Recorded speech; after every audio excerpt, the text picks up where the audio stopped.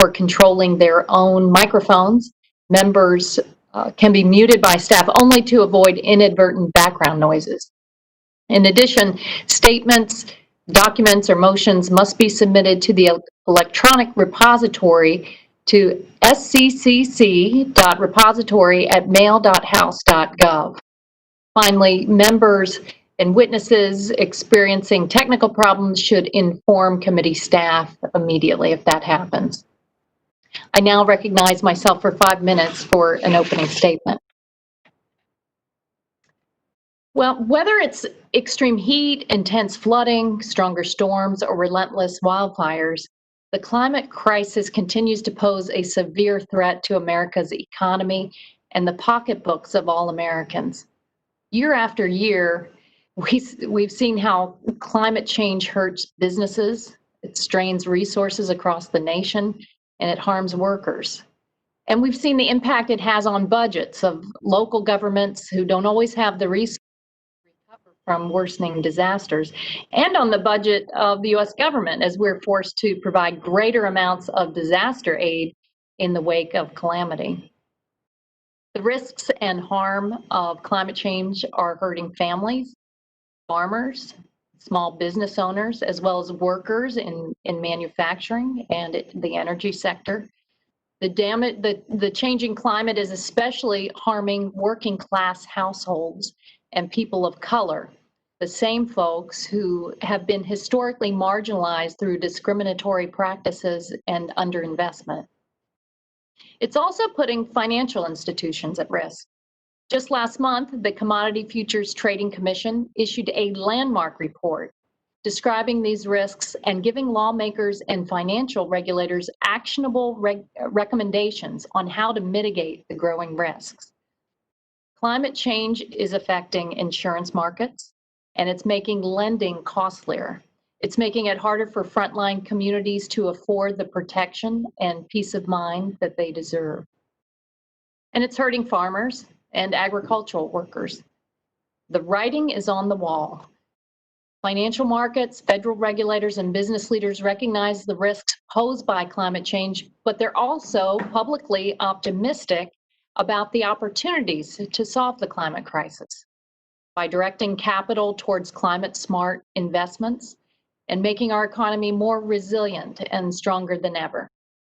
Just today, 55 international financial institutions, including US-based MetLife and Amalgamated Bank, released a framework for setting specific climate goals for mortgages, bonds, and other asset classes in their portfolios. Our workers, our financial institutions, and our small businesses are looking to Congress now for solutions. So as we find ways to bounce back from the harm done by COVID-19, we must build back our economy so that it's better and stronger than ever.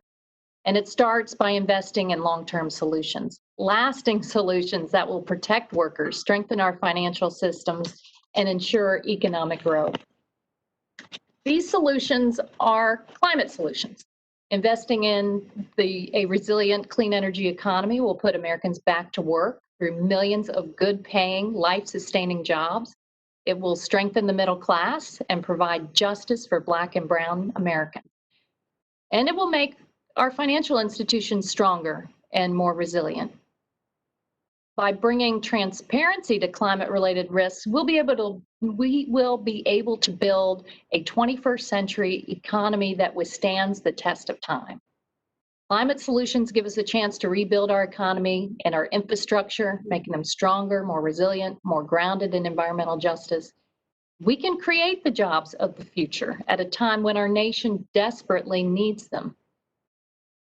But we have to act with urgency, and we have to follow the science. States and local communities are already leading the way. For example, California has created a special task force on climate risk and insurance, while cities in my own state of Florida have formed regional climate compacts to pool resources and knowledge. And along the Mississippi River, communities have come together to address flood and drought risks that threaten farmers. They're finding innovative solutions in collaboration with insurers, catastrophe risk modelers, and investors. So now Congress must step up. We must enact policies that give communities the tools and resources they need. We must ensure their access to climate data so they can make informed decisions.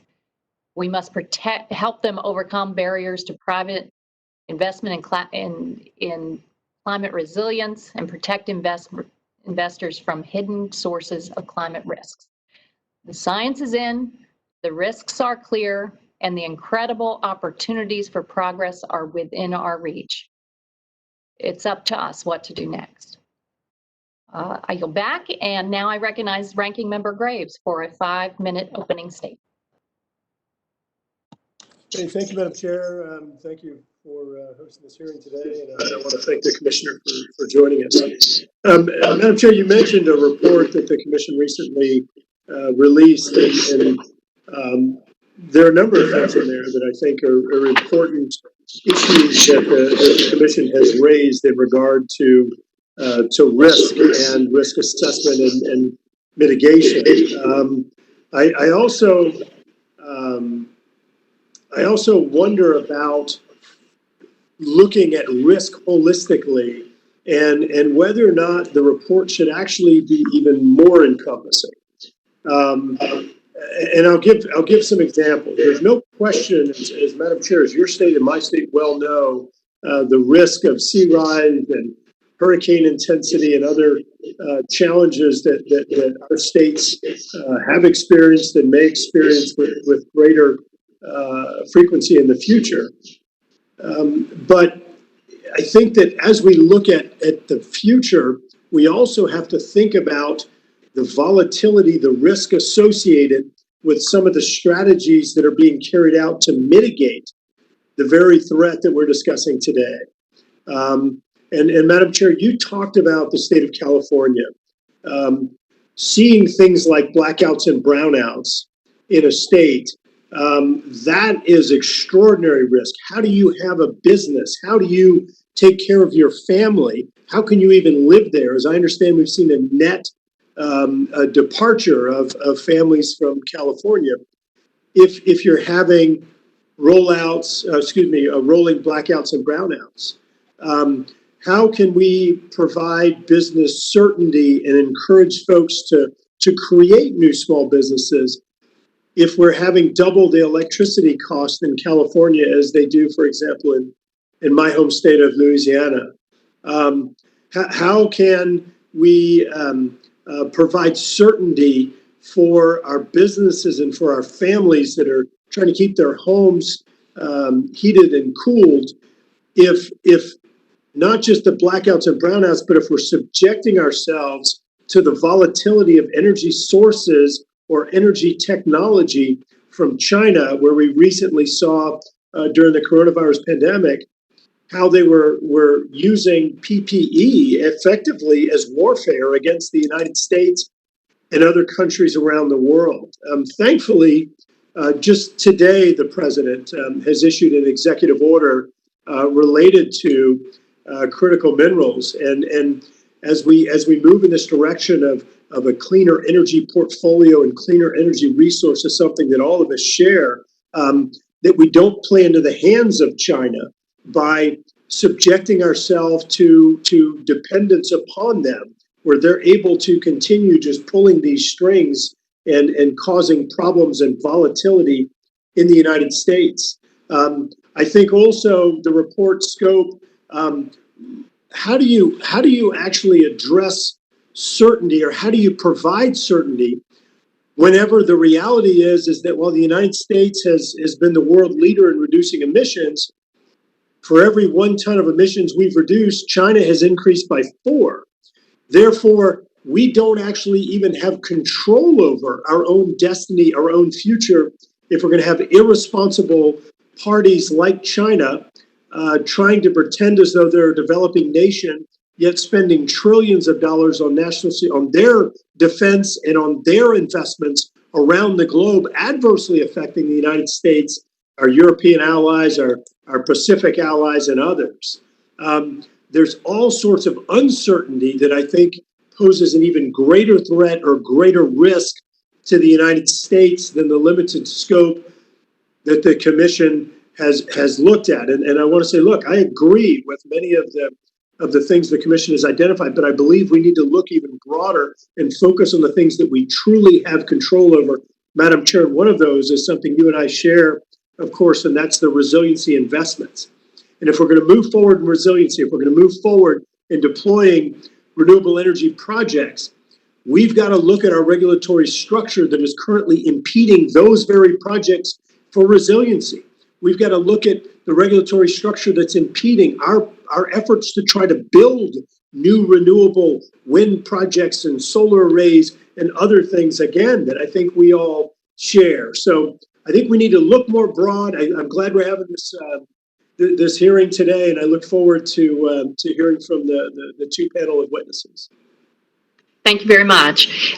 Without objection, members who wish to enter opening statements into the record may have 5 business days to do so. Now I'd like to welcome our witnesses. We will hear from a range of experts on recent findings and emerging opportunities to address climate threats to financial systems and the nation's economic vitality. We will have 2 panels. On the first panel, we will hear from Rostine Benham, a commissioner for the Commodity Futures Trading Commission, where he has served since September of 2017. As a sponsor of the CFTC's Market Risk Advisory Committee, Commissioner Benham convenes leading market experts and public consumer groups to discuss the timeliest issues to evolving market structures and movement of risk across clearinghouses, exchanges, intermediaries, market makers, and end users. Commissioner Benham convened the Climate-Related Market Risk Subcommittee to provide a report to the MRAC on climate-related financial and market risks. Without objection, the witness's written statement will be made part of the record. With that, Commissioner Benham, welcome. You're now recognized to give a 5-minute presentation of your testimony. Thank you, Chair. Chair Castor, Ranking Member Graves, and members of the committee, it's an honor to appear before you today to discuss creating a climate-resilient America. Before I begin, please recognize that the views I express today are my own and do not represent the views of the CFTC, its staff, or my fellow commissioners. The critical work of this committee could not be timelier. As of Tuesday, wildfire activity continued in 10 western states, and the Gulf Coast is still reeling from the damage of Hurricanes Laura and Sally. The impact of wildfires on air quality has led to the use of the word airpocalypse to describe high particulate pollution in parts of the United States. These are all manifestations of the physical risks associated with climate change and extreme weather events. But how is an airpocalypse or climate risk generally accounted for in the financial markets, and why is a financial regulator in the right position to move this conversation forward? I serve as a commissioner of the Commodity Futures Trading Commission, the primary U.S. derivatives markets regulator. Derivatives are critical risk management and price discovery tools that touch nearly every corner of our economy, from the price of bread to the price at the pump. With a previous background in financial services policy and agricultural policy, the multitude of risks related to climate change faced by farmers, ranchers, and the entire value chain has been at the forefront of my thinking. At the CFTC, when we think about financial market risk, we think about scenarios that are extreme but plausible. What if there were years in which wildfires impaired the economy of the western states, record flooding in the Midwest shocked the agricultural engine of the country, and Gulf Coast and East Coast hurricanes destroyed coastal property? And what if these events happened in quick succession or at the same time? Beyond the implications for our lives, health, and national security, would our economy and the financial markets be able to withstand the shock? The CFTC has active and insightful federal advisory committees which provide outside input and make recommendations to the Commission. In June of 2019, the Market Risk Advisory Committee, which I sponsor, held a public meeting on the relationship between climate change and financial market risk. I left that informative day with 3 fears confirmed. Climate risk manifests in the financial markets, the U.S. financial regulators were behind their global counterparts, and much more work needed to be done. To more fully focus on this issue, I immediately began the process of forming the Climate-Related Market Risk Subcommittee. I'm grateful to each of the 34 subcommittee members, professionals from multiple sectors of the economy and financial markets, for their commitment to the effort and their willingness to tackle a difficult issue during an unprecedented time. I could not have been more fortunate with Dr. Bob Litterman as the subcommittee's chair, an economist with expertise in finance and risk management, who has more recently focused his endeavors on climate change. When I asked for a consensus document, I knew that was a high bar, but I was very pleased when earlier last month, the subcommittee voted unanimously 34-0 to approve the report. I'd also like to take a moment to recognize my Chief of Staff, David Gillers, who has shepherded this initiative, and thank John Dunphy, Laura Gardy, and Alicia Lewis. Managing climate risk in the U.S. financial system is a first-of-its-kind document. A few of the critical findings of the report. Climate change poses a major risk to the stability of the U.S. financial system and to its ability to sustain the American economy. U.S. financial regulators should move urgently and decisively to measure, understand, and address the risk. And the financial system can be a catalyst for investment that accelerates economic resilience and the transition to a net zero emissions economy. The report provides 53 policy recommendations, establishing at the outset that policy should be flexible, open-ended, and adaptable in real time, based on close and iterative dialogue with the private sector. Second, the report recognizes that climate change already has placed disproportionate burdens on low and moderate income households and historically marginalized communities. It is critical that any policy does not make this problem worse. The first recommendation of the report is also the one that requires congressional action. The U.S. should establish a price on carbon. The report highlights that this is the single most important step to manage climate risk and drive appropriate allocation of capital. As Dr. Litterman has pointed out on several occasions, financial markets do an amazing job of allocating capital in the direction of the incentives that they are given. When incentives are appropriate, they lead to innovation, improvements in health and safety, and quality of life. In the absence of a price on carbon, there is still an urgent role for regulators. The report points out that financial regulators should actively promote and in some cases require better understanding, quantification, disclosure, and management of climate-related risk by financial institutions and other participants. The report argues for critical action regarding disclosures, stress testing, scenario analysis, and governance. Another key recommendation of the report is international collaboration and harmonization. When it comes to pricing carbon, disclosures, stress testing, and scenario analysis, it's critical that we approach this together with our international partners. Perhaps my favorite chapter is the last, which focuses on opportunities in financing the net zero transition. The report makes the case that structural changes and market innovations can expand capital flows to sustainable finance solutions, creating significant employment opportunities. I'll end my remarks with the observation from the report that captures the seriousness and urgency at hand. A world racked by frequent and devastating shocks from climate change cannot sustain the fundamental conditions supporting our financial system. The good news, though, is that we have virtually all of the tools that we need to start our work. With the exception of a price on carbon, existing legislation already provides U.S. financial regulators with wide-ranging and flexible authorities that can be used to start addressing financial climate-related risk now. I strongly believe that all congressional committees with relevant oversight jurisdiction should consider the policy recommendations. As one observer has noted, we missed the subprime mortgage crisis, which led to the Great Recession. We missed the COVID-19 crisis, which has led to catastrophic loss of human life and economic shock. Let us not miss the climate crisis. Thank you for your time, and I'm happy and look forward to answering your questions. Thank you, Commissioner Benham, and congratulations on your report. 34-0 consensus report is an important signal to everyone, I think. It's encouraging to see the CFTC issue the report and its call for urgent and thoughtful action to address ways that the climate crisis is already impacting important economic sectors and placing disproportionate burdens on frontline communities. As you rightly note, the climate crisis poses threats that we cannot afford to ignore. You've testified that the single most important step to manage climate risk and drive appropriate allocation of capital is to establish a price on carbon. But in the absence of an explicit price on carbon, how are businesses responding to climate-related risks that may harm investors or destabilize markets? Thanks for the question, Congresswoman. Certainly businesses are recognizing this. And I think if you think about the effort and the subcommittee's effort, it really is a demonstration that the private sector, academia, public interest are doing a lot of work in this space. They recognize the risks and they're taking steps towards managing and mitigating those risks.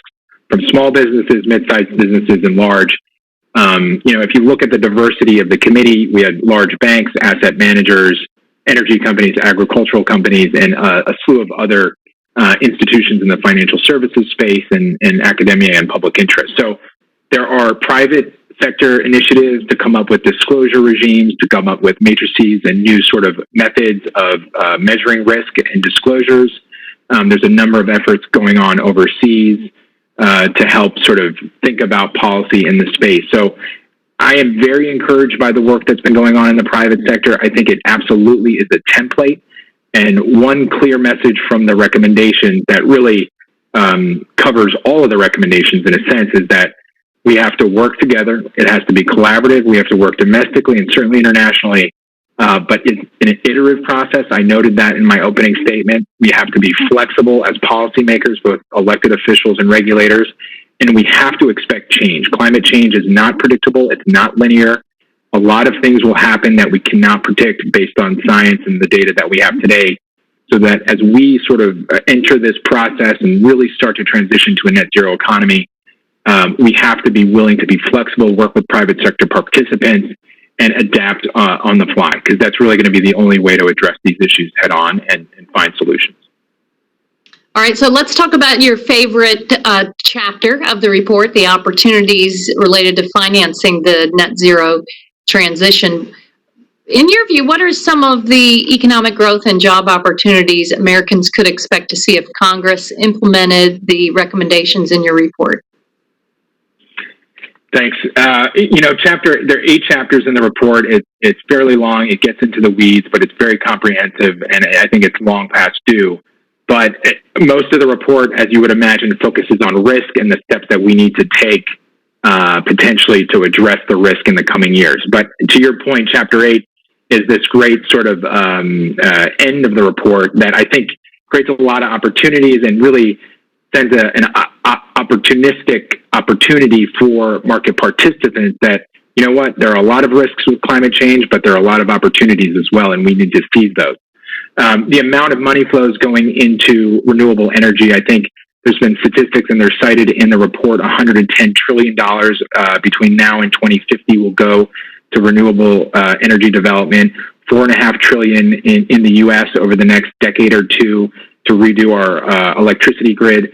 These are obviously immense amounts of capital. The financial markets can play a huge role in allocating that capital to where it should go.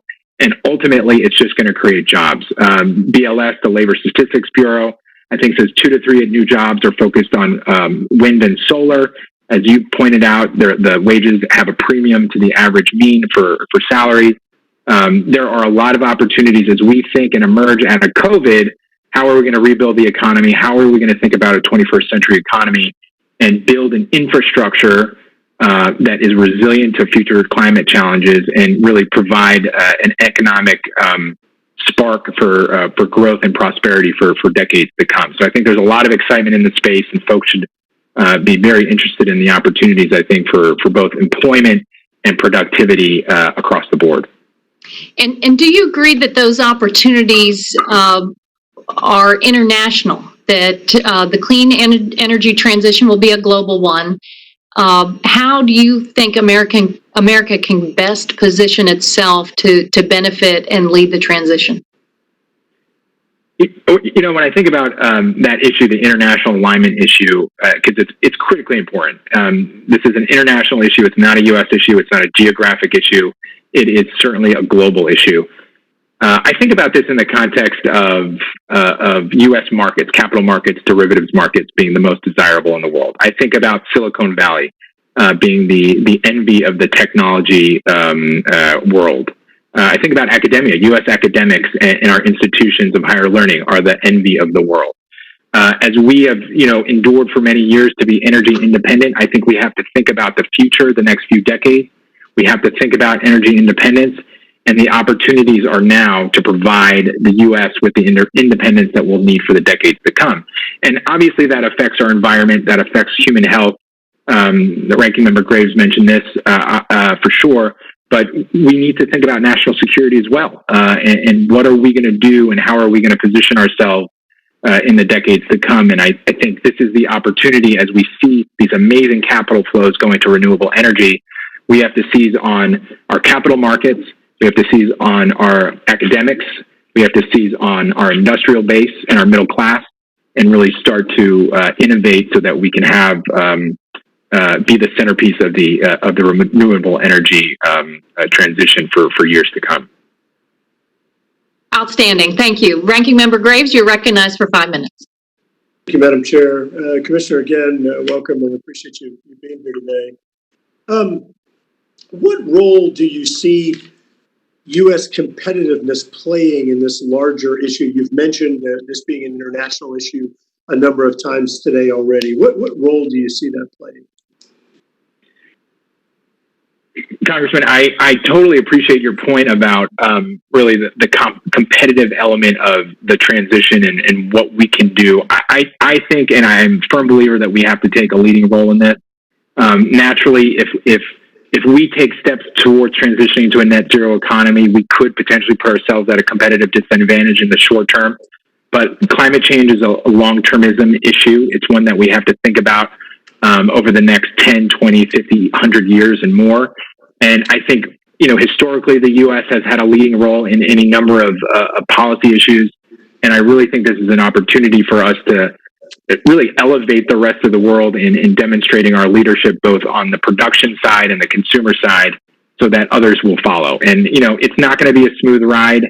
Again, in your opening statement, I couldn't agree more. There are going to be roadblocks and barriers, but a lot of the report focuses on flexibility and understanding that we're going to have to adapt over the course of the next few years and decades to address the climate risk. You did talk about flexibility. You talked about working with an international community. I totally agree. When you talk about flexibility, do you think it's appropriate for us to choose the energy technology winners and losers, or do you think it's better for us to allow the market to effectively innovate as they do and kind of innovate us into the solutions that are needed, as in the past the United States has done by reducing emissions more than any other country?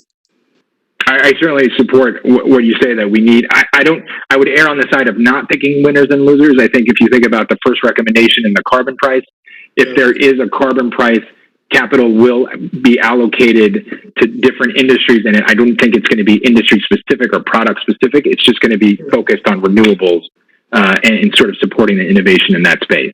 Well, but why do you say renewables only when we've proven that we can actually complement conventional fuels with carbon capture, storage, utilization technology and end up with net zero emissions, or even maybe net reduction in emissions through some new emerging technologies? So isn't it the emissions we're targeting, right? Yeah, absolutely. And from a carbon capture standpoint, I can't speak specifically to the technology and where it is sort of in the arc of its growth and development. But I think at this point, when you think about the core energy sources that could sort of help us transition in the short term, a lot of the renewable sources, whether it's wind or solar, are going to be there. But carbon capture, I know, is developing, I don't know about quickly, but it's developing and certainly is going to play a key role in our net zero transition. And you mentioned earlier that the U.S. should play a leadership role. You talked about that would cause volatility. What degree of volatility do you think is acceptable? I can't put a number on it specifically, but I will say this in terms of, and this kind of goes to the issue of risk, which the report talks about. As we move forward, there is going to be transition risk. I think we need to continue moving forward, regardless of sort of the bumps along the road, because the longer we take to transition to a net zero, the shock that we may face down the road because of a climate disaster or a growing climate event will be greater. So but it as also, we transition, we would also have greater volatility or an exacerbated volatility by moving unilaterally, which is why you've said numerous times that a carbon price or other types of solutions must be done in a multilateral or an international format. understand that correctly? That's correct, but I think by not moving, we're only creating essentially a feedback loop on the climate issues that will just grow if we don't transition. Not gonna argue with you at all on that. But do you just yes or no? Because my time's running. Just yes or no. And I don't mean to box you on this one. Sure. But don't you agree that with the momentum we already have built up through greenhouse gas concentrations resiliency investments are some of the best things we can do to help provide certainty and put brackets on the uncertainty, right? Yes. Because we can't do anything about the momentum that's already in the environment. Yes. Yeah. And then lastly, Madam Chair, I just want to read in the Senate Democrat report, they say that it is a global issue. The unilateral action could harm the United States, agreeing with the commissioner's comments. They say that it would increase overall production costs, that left unchecked, the policies would threaten U.S. competitiveness. Said, quote, we could see U.S. companies shift their production overseas. And they further acknowledge, quote, will not only lead to an increase in total global emissions, but also outsources the American jobs. So the commissioner's comments about this international approach, not moving unilaterally, I think is really key here. Last thing, Madam Chair, I just want to clarify that it was mentioned that this was a CFTC report, and I don't believe it was actually a CFTC report. I think it was the subcommittee, or your report that the subcommittee then approved. So that's correct. Thank you. Yield back. Thank you. Yeah, I think we understand it's going to take an international approach, and I wish we would have had more GOP members join us in our Climate Action Now bill that just said simply that the U.S. needs to remain in the international climate agreement. So at this point, I'll recognize Congresswoman Bonamici for 5 minutes. Thank you, Chair Castor and Ranking Member Graves, and to our witnesses. I represent a district in Oregon. Nearly 1 million acres have burned across my home state in the last month as a result of historic winds and dry fuel conditions. Air quality has surpassed hazardous levels and at times has been comparable to the most polluted places in the world, further endangering the health and livelihoods of those already at risk of respiratory issues from the coronavirus pandemic. Many Oregonians have been placed under evacuation orders and hundreds have lost their homes. And if this immediate crisis were not enough, many experts are predicting significant flooding and landslides this winter as precipitation increases and soil remains unstable. So, Commissioner, thank you for your testimony. In your testimony, you noted that the CFTC's focus on extreme but plausible scenarios. So how can the compounding crises of the coronavirus pandemic, raging wildfires in the West, and extreme weather events in the Gulf over the last month inform our understanding of financial market risks in the future? And can you please explain how these examples further demonstrate that the cost of inaction may be higher than the cost of transitioning to a 100% clean energy economy? Thanks, Congresswoman. One thing I would point out, there can be a lot of answers to that question. It's a great question. There's a term used in the report called subsystemic shocks. We obviously dealt with systemic shocks in the 2008 financial crisis. But to your point, you have a series of regional weather events that happen at any one time. We're not accustomed to them happening together or sort of compounded. But these are the extreme events that are plausible, and we're seeing that on a day-to-day basis. And that we need to plan for. Obviously an unlikely scenario, but something that we should plan for. And the unfortunate reality, as you pointed out, with the wildfires out west and then the flooding because of the hurricanes in the Gulf Coast, you can start to see the pattern of what may happen if you then compound a series of flooding over the spring-summer season that would affect agricultural productivity, or Gulf Coast hurricanes going up the East Coast.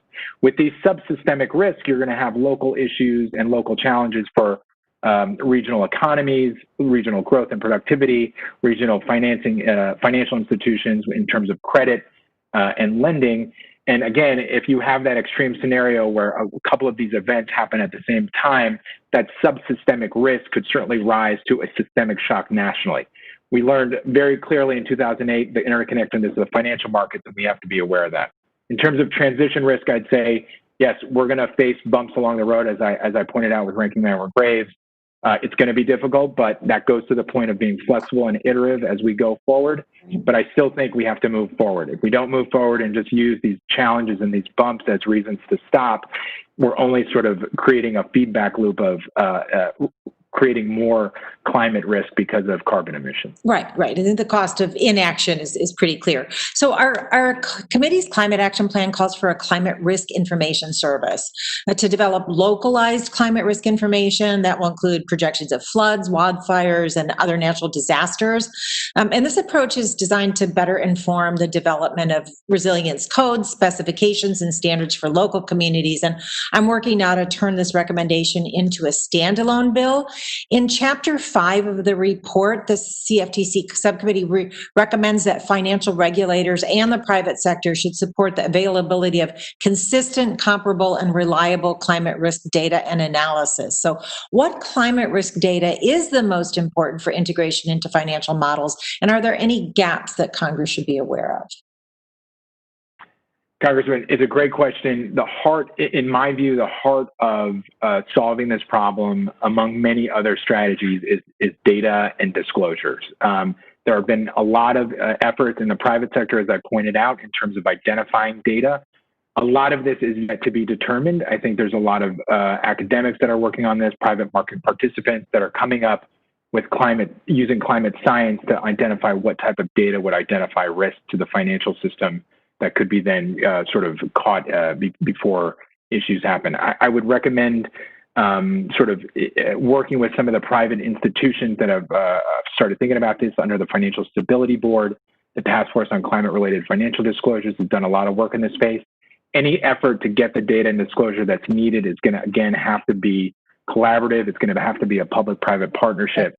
But data is critical, and having a data source that is shared among public and private participants is going to be critical to addressing these issues. Terrific. Thank you very much. I'm going to yield back the balance of my time. Thank you, Madam Chair. Thank you. Representative Palmer, you are recognized for 5 minutes. Thank you, Madam Chairman. Am I muted? Unmuted? Good. I just want to ask the witness if U.S. achieves net zero, what is the net effect that it will have on climate change?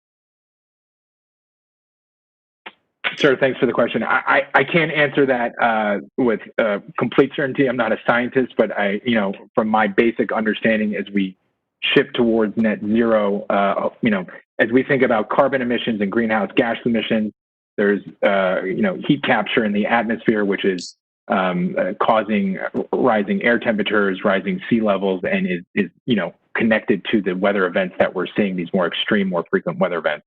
So based on my understanding and what the science would say, if we can achieve net zero, then we can start to think about reducing carbon in the atmosphere and hopefully stabilizing the atmosphere. Well, the answer that we've gotten in this committee and previous hearings is that if the U.S. went to absolute zero, not net zero, absolute zero, it wouldn't have any impact on climate change. And I understand that climate's changing. I think that CO2 emissions have a warming effect, but the bigger problem is the climate change we can't do anything about that's occurring through natural variations. So considering that the scientists say that if the United States went to absolute zero, that it would have no impact on climate change, does it make sense to put the country through the economic devastation that these policies would create instead of investing more in adaptation and resilience, as my colleague Congressman Graves has pointed out? Sir, I would point out that specifically with respect to the CFTC report, it really focuses on what you said, that regardless of what you think about has caused the changing climate, I think there's, fairly broad acceptance that the climate is changing and we need to adapt to that.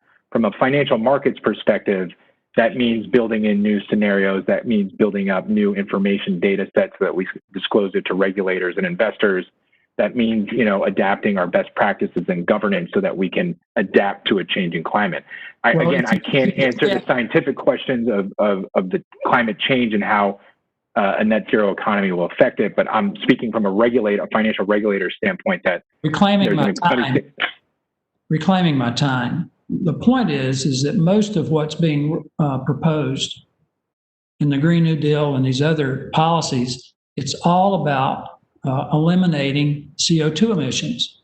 when we know that doesn't really affect climate change, especially if the rest of the world's not doing it. And even if the entire world went to net zero or to absolute zero, it would only mitigate the impact. So it's kind of like recommending extensive chemo for someone who doesn't have cancer or has another disease. It might have, a mild impact, but the remedy would be worse than the disease. And that's the problem that I have with some of these policies. And, I've looked at what's going on in other places around the world and how they've adapted and built in resiliency for everything from sea level rise to floods to wildfires. And despite what my colleagues from the Western states on the other side of the aisle think about forest management is the best solution to controlling wildfires. And that's part of the resiliency that you build into your forest in anticipation of extreme weather events. So the stuff that I've looked at indicates that we're far better off to do adaptation, build in resiliency, but do it in a holistic manner that takes into account the climate change that we can't do anything about, that occurs from solar variations and other natural phenomena that frankly, we can't deal with. I think there are a lot of people, a lot of companies that like the old ideas of cap and trade and the carbon tax because they're going to make a boatload of money out of it. But it really doesn't do anything to solve the problem of climate change. And my last question to you, sir, is, in the few seconds I have left, is do you support the Green New Deal? Apparently, apparently the Democrat nominee Biden doesn't support it anymore. I just wonder if you do. I'm not examining the Green New Deal front to back. I'm a financial regulator. I certainly think about climate change issues, but I'm not in the weeds enough on the Green New Deal to take a position. Well, I thank the gentleman for his honesty, and I do thank you for your work, and I yield back. Thank you.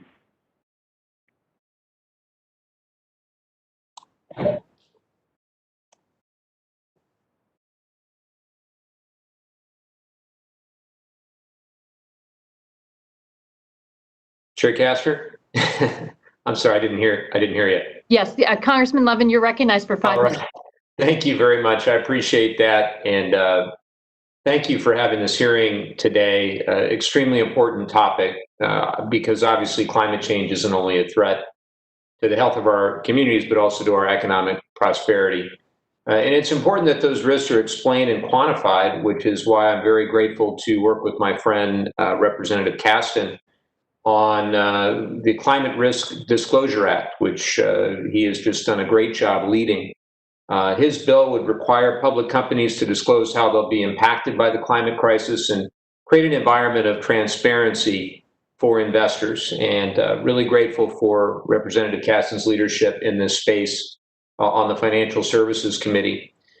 Commissioner Benham, I was pleased to see the CFTC Climate Subcommittee report recommended that U.S. regulators should join as full members international groups focused on exchanging information on monitoring and management of climate-related financial risks, including the Network for Greening the Financial System. As you know, the Network for Greening the Financial System, or NGFS, is an international organization of central banks committed to meeting the goals set forward in the Paris Agreement. There are currently 72 active members of the NGFS, including the central banks of Canada, China, Germany, and most European countries. However, despite our international partners' membership, the U.S. still has not joined the NGFS. In May, Representative Caston and I led a letter to Fed Chairman Powell urging him to join the NGFS as an active member. So, Commissioner Benham, do you believe the U.S. should join international climate finance organizations like the Network for Greening the Financial System as recommended in the subcommittee's report? If so, why is it important for the United States to participate? Thanks, Congressman. Yeah, as you point out, this is one of the recommendations in the report. And as I mentioned earlier, both in my statement and in response to the chair's question, international alignment is key on any climate change issue, whether it's dealing with the environmental impacts or of course, in the context of this conversation, the financial resiliency impact. So I agree with the recommendation. I think it's important that we work with our partners. And as you said, that's a growing coalition of central banks and other regulators and policymakers. And I think it would be helpful to be a part of that dialogue so that we can address these issues in a more holistic manner. Thank you for that. I was also happy to see the CFTC report acknowledge that the Financial Stability Oversight Council, which is charged with monitoring and identifying emerging threats to our financial stability, should, and I quote, incorporate climate-related financial risks into its existing oversight function, including its annual reports and other reporting to Congress, end quote. In August, Senator Schatz and I led a bicameral letter urging Treasury Secretary Mnuchin, as chair of the Financial Stability Oversight Council, or FSOC, to consider climate risk when responding to emerging risks to the stability of our financial system. I was disappointed. We got a one-paragraph response from the Treasury Secretary stating that, quote, at this time, this is not a systemic risk that warrants FSOC review, end quote. So, Commissioner, what role do you think the Financial Stability Oversight Council should play in monitoring and identifying climate-related financial risks? Thanks again, Congressman. The FSOC was created in Dodd-Frank, and it was really, in my view, a response to the financial crisis and how we were not really looking at the financial system as holistically as we needed to. Obviously, we have a patchwork of financial regulators that deal with very different discrete issues, whether it's a market regulator like the CFTC or a prudential supervisor like the Fed. And FSOC serves as this really great central point of contact within Treasury, using all of the leads of the financial regulators to examine issues. So I do think it would be a very good issue to examine. Climate change is probably not something, again, as I said, that people think of financial markets when they first think about climate change. I also think, you can use an example before the COVID pandemic in the February-March period. If you asked a few people a couple of years ago, would you have thought that this would cause, market instability and the issues that we experienced in the March, a health pandemic would cause the instability and the issues we saw in the March-April period?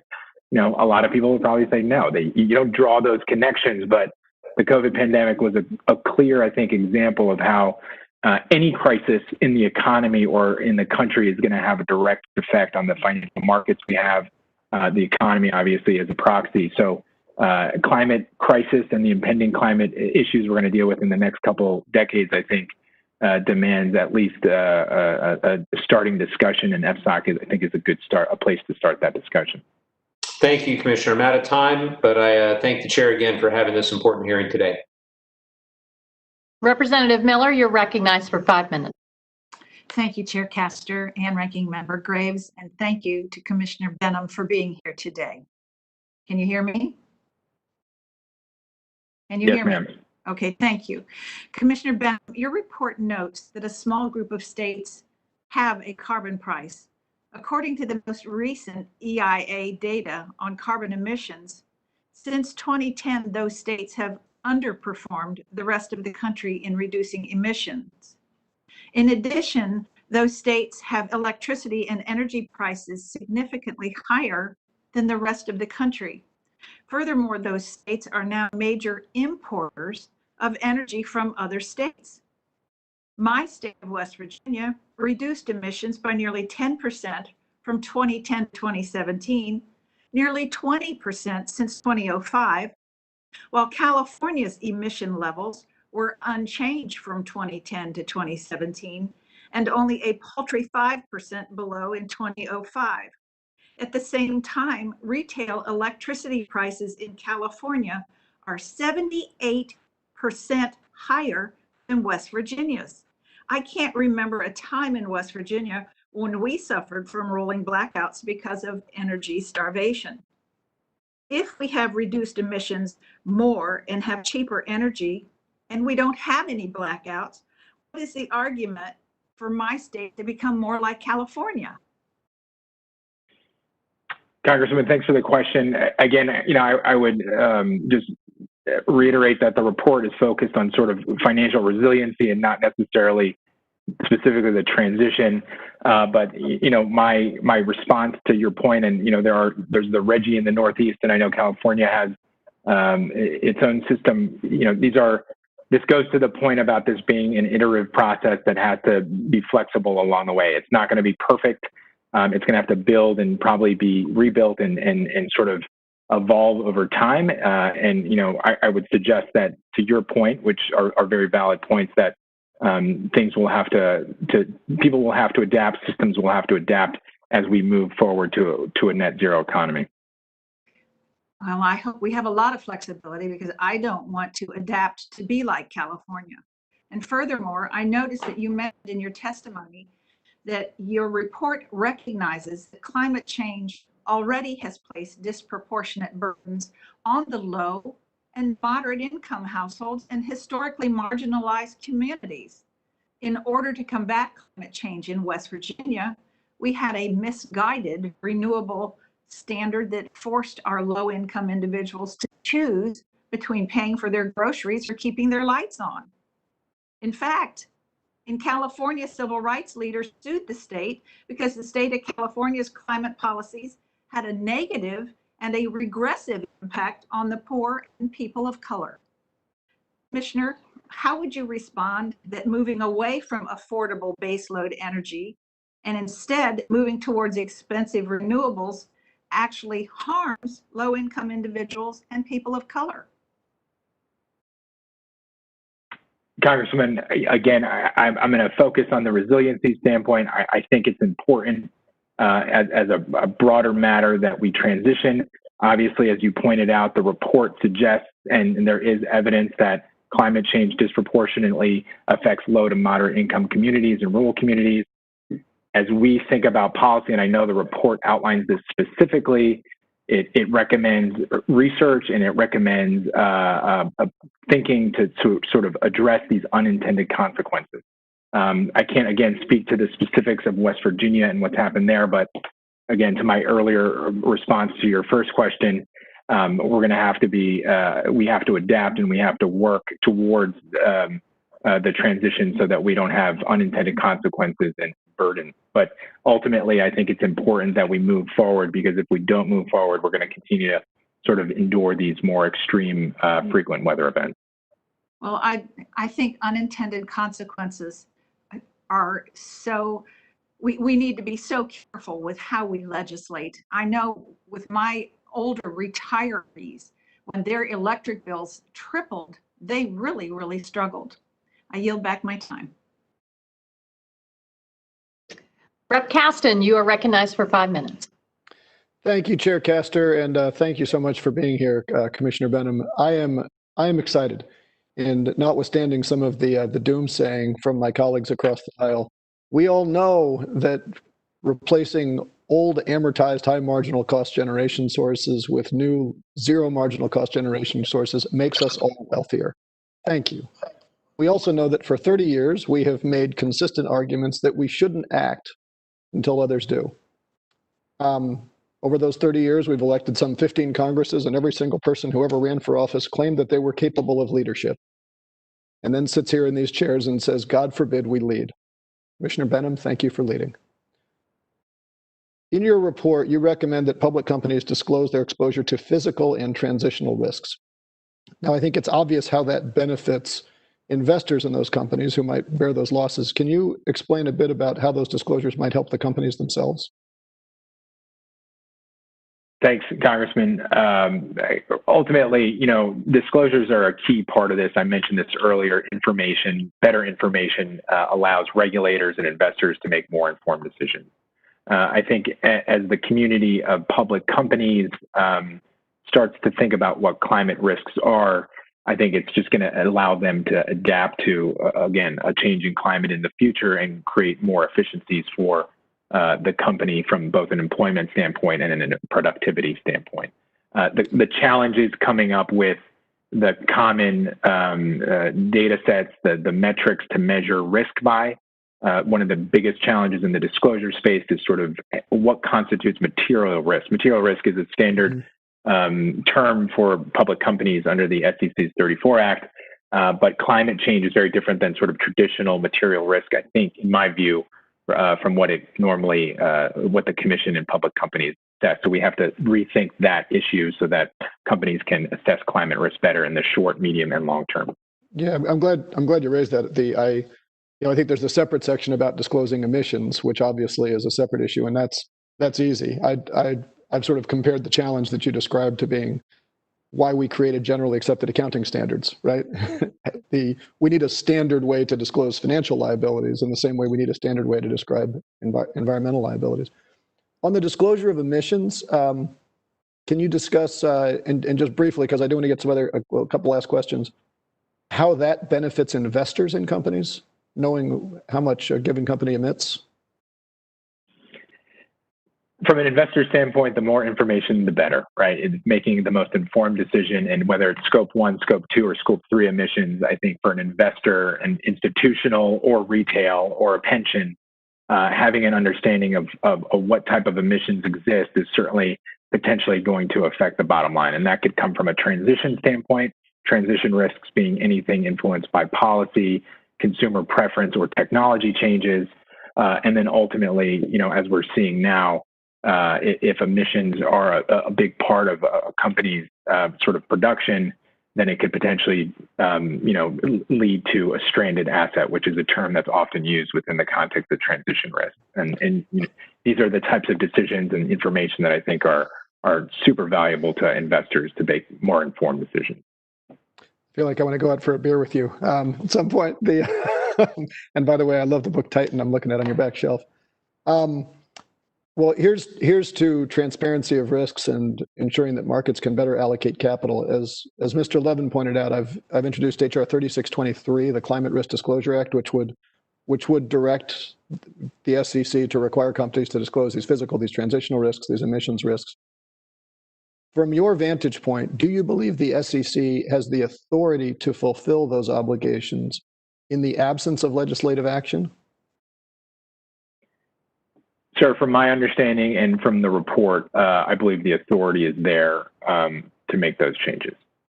Do you believe they have the obligation?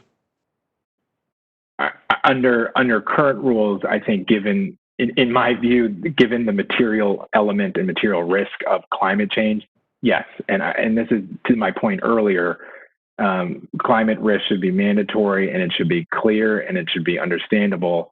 And, the existing system and the existing disclosure system, although good and effective for what we have done and built over a number of decades in terms of public company disclosures, is fine. But as we deal with climate risk, which is more forward thinking, is nonlinear and creates a new and really unknown set of risks, I think to rely on the older existing system is really not going to be able to give both regulators and investors the information they need.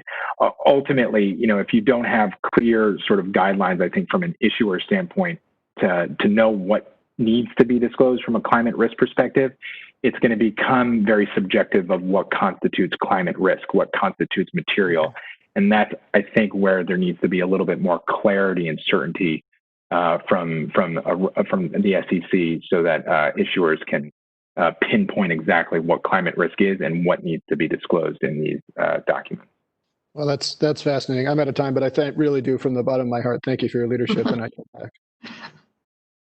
Great. Rep. Huffman, you're recognized for 5 minutes. Well, thank you, Madam Chair. And one of these days, I would love to get some of our colleagues out to California. We hear a lot of this California bashing, but it would be great to help them better understand the difference between the unit cost of energy and people's electrical bills and other things, help them understand that the direction that California is going toward a clean energy future is not somehow empowering of the Russians or the Saudis. It's actually quite threatening to the energy influence of those regimes, but it's also quite threatening to the profits of the fossil fuel industry. And that's what this really is all about. In any event, if a desire to understand California's leadership on these issues is there, we would love to have them out to visit and to better understand these things. Commissioner Benham, thanks for your testimony. I'm speaking to you from California, where we are experiencing the airpocalypse that you describe, dangerously high particulate pollution due to wildfires that are brought to us by this addiction to fossil fuel and the extreme weather that climate change is going to bring more of, not just to California, but other places around the West. This is a historic year, to be sure. We've got more homes burning, we've got more communities devastated, and more lives tragically lost. And the communities I represent see this climate risk firsthand. But the world of financial markets too often just sees these as dollars and cents on a spreadsheet, these risks. So I really do want to thank you for working to bring attention to the real world consequences of climate risk. And your recommendations note the importance of driving an appropriate allocation of capital, as financial markets obviously can do amazing things when they respond to incentives that are properly given. But we've got to get those incentives right. When the incentives are wrong, we know we get disastrous results. And that happens when we let climate polluters externalize the cost of their pollution, when we don't factor in the impacts and costs of climate change, including to public health. We're going to get more extreme weather events, droughts, heat waves, wildfires, hurricanes, and we need to factor in what that really means for people and communities all over this country. So you mentioned that without active leadership by the United States, including its regulators, private capital really can't be fully unleashed to bring us this fast transition to clean energy, to a net zero future that we need. I want to ask you about what happens when we not only fail to send those regulatory and policy signals, but when we do the opposite, when we withdraw from the Paris Agreement, when our president rejects and trivializes climate change and claims science doesn't know. When this happens, do we see private capital go the wrong way? Do we see it continue to flow into dead-end fossil fuel projects and technologies that actually make these climate impacts worse? Thanks, Congressman, for the question. I would say, and this is a result of sort of my experience with the subcommittee that I formed and the report they came up with, it's pretty remarkable what the private sector has been doing. And I think there is a recognition from the private sector that climate risk is real and that they want to protect their institutions and their bottom lines for the future, and that addressing climate risk is important. I think also there's a natural sort of bottom-up flow from consumers and clients that are really forcing the institutions to start thinking about climate risk and building in some of these ESG factors, which I'm sure you're familiar with. So on the one hand, I'm very sort of comfortable, and it's confirming a lot of what I thought, that the private sector is working forward. But this is a public-private sort of challenge. It's the problem of the commons, and we have to work together. And it really becomes important, I think, for the public sector to push so that we can understand things better, assess risk better, and have a level playing field for domestic and international partnerships. All right, thank you. Commissioner, could you talk a little more about the importance of disclosure so that private capital can actually understand and act upon the areas of greatest climate risk? Sure. Like I pointed out, disclosure is information to me. You kind of break it down. It could be anything from disclosure to regulators or disclosure to investors and pensions. Having as much information, and this goes without saying within any decision we make in life, if we're more informed, we're going to make better decisions, better for us, better for our families, better for our communities. So disclosures are key, but the information underlying that disclosures is also, it cannot be subjective. It has to be objective. It has to be fair. It has to be common. It has to be understandable, and it needs to assess the risk appropriately. And this really goes to the point of how we need to work both, internationally and domestically to come up with a system, working with the private sector and a set of benchmarks that will collect the data that's necessary and will, provide us the information we need to make the most informed decisions. All right. Thank you, Mr. Commissioner. Thank you, Madam Chair. I yield back. Thank you. Congresswoman Brownlee, you're recognized for 5 minutes. Thank you, Ms. Castor, and thank you, Commissioner, really for your leadership in this area. I loved the end of your testimony when you said we've missed the subprime mortgage crisis, we've missed the COVID-19 crisis, and we can't afford to miss the climate crisis. And I think most of us here are clearly aware of the urgency of climate. So my question is, if Congress, let's just say hypothetically that Congress did its part and invested significant federal dollars into a clean economy in the ways we've sort of laid out in our report, but the financial regulators don't do their part, don't implement their recommendations. What's the net effect of that? How does it slow us down? Or how Thanks, would it? Congresswoman. Yeah, this really goes to a key point of the report, is that financial markets are extremely powerful, and if the incentives are correct, financial markets are going to be this amazing tool to allocate capital in the right place where the incentives push them. So if the incentives are in the right place and they're aligned with some of the transition goals that your committee advocates, then financial markets will certainly support and I think move that transition much quicker and much more efficiently so that we don't face the transition risks, which I spoke about a little bit earlier. So I wanted to go back to carbon pricing for a minute.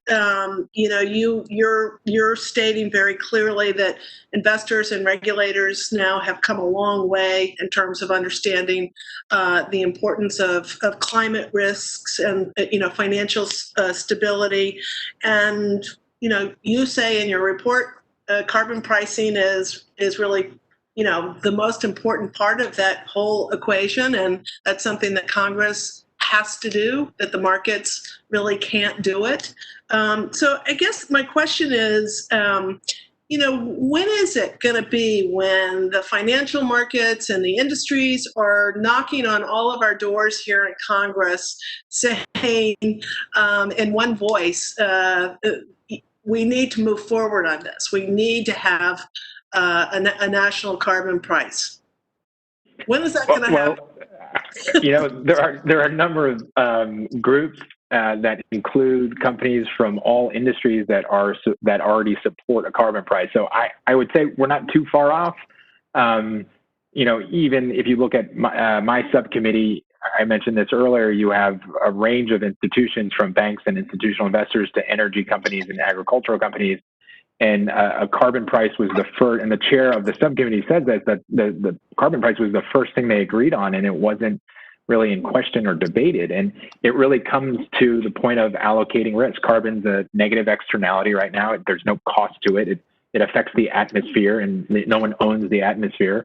So unless there's a price on carbon, there's really no risk to it. And if there's no risk to it, then the markets won't react around that risk and that cost. So if we're going to move the transition to net zero smoothly without too many bumps along the road, then I think having a price on carbon is going to incentivize that move very clearly, eliminate the transition risks as much as possible, and get us to where we need to be to protect our environment, our economy, and our national security.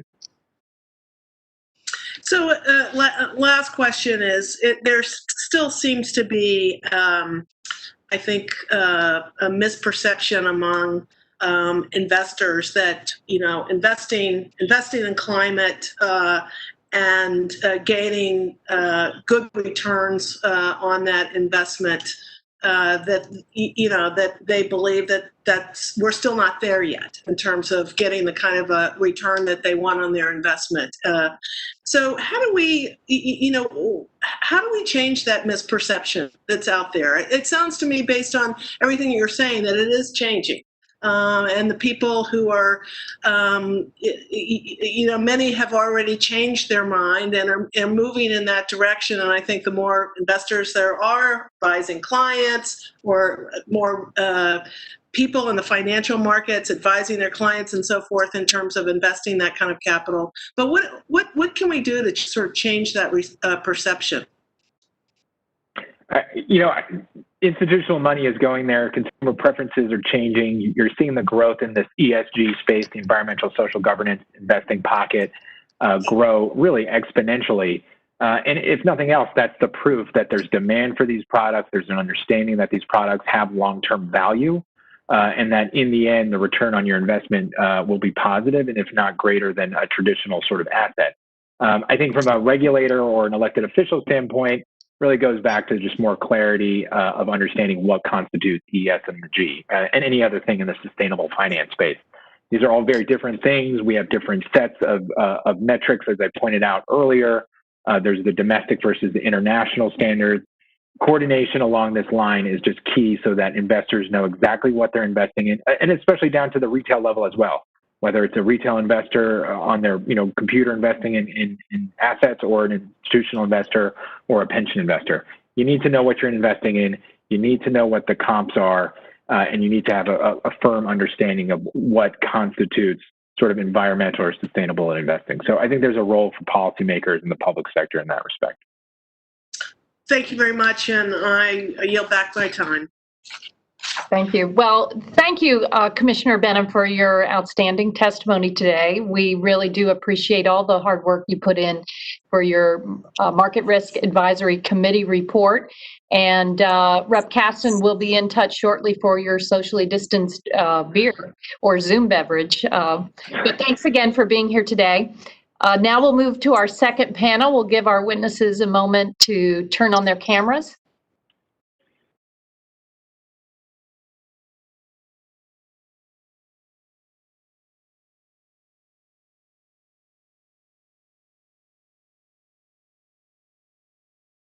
There we go. Great.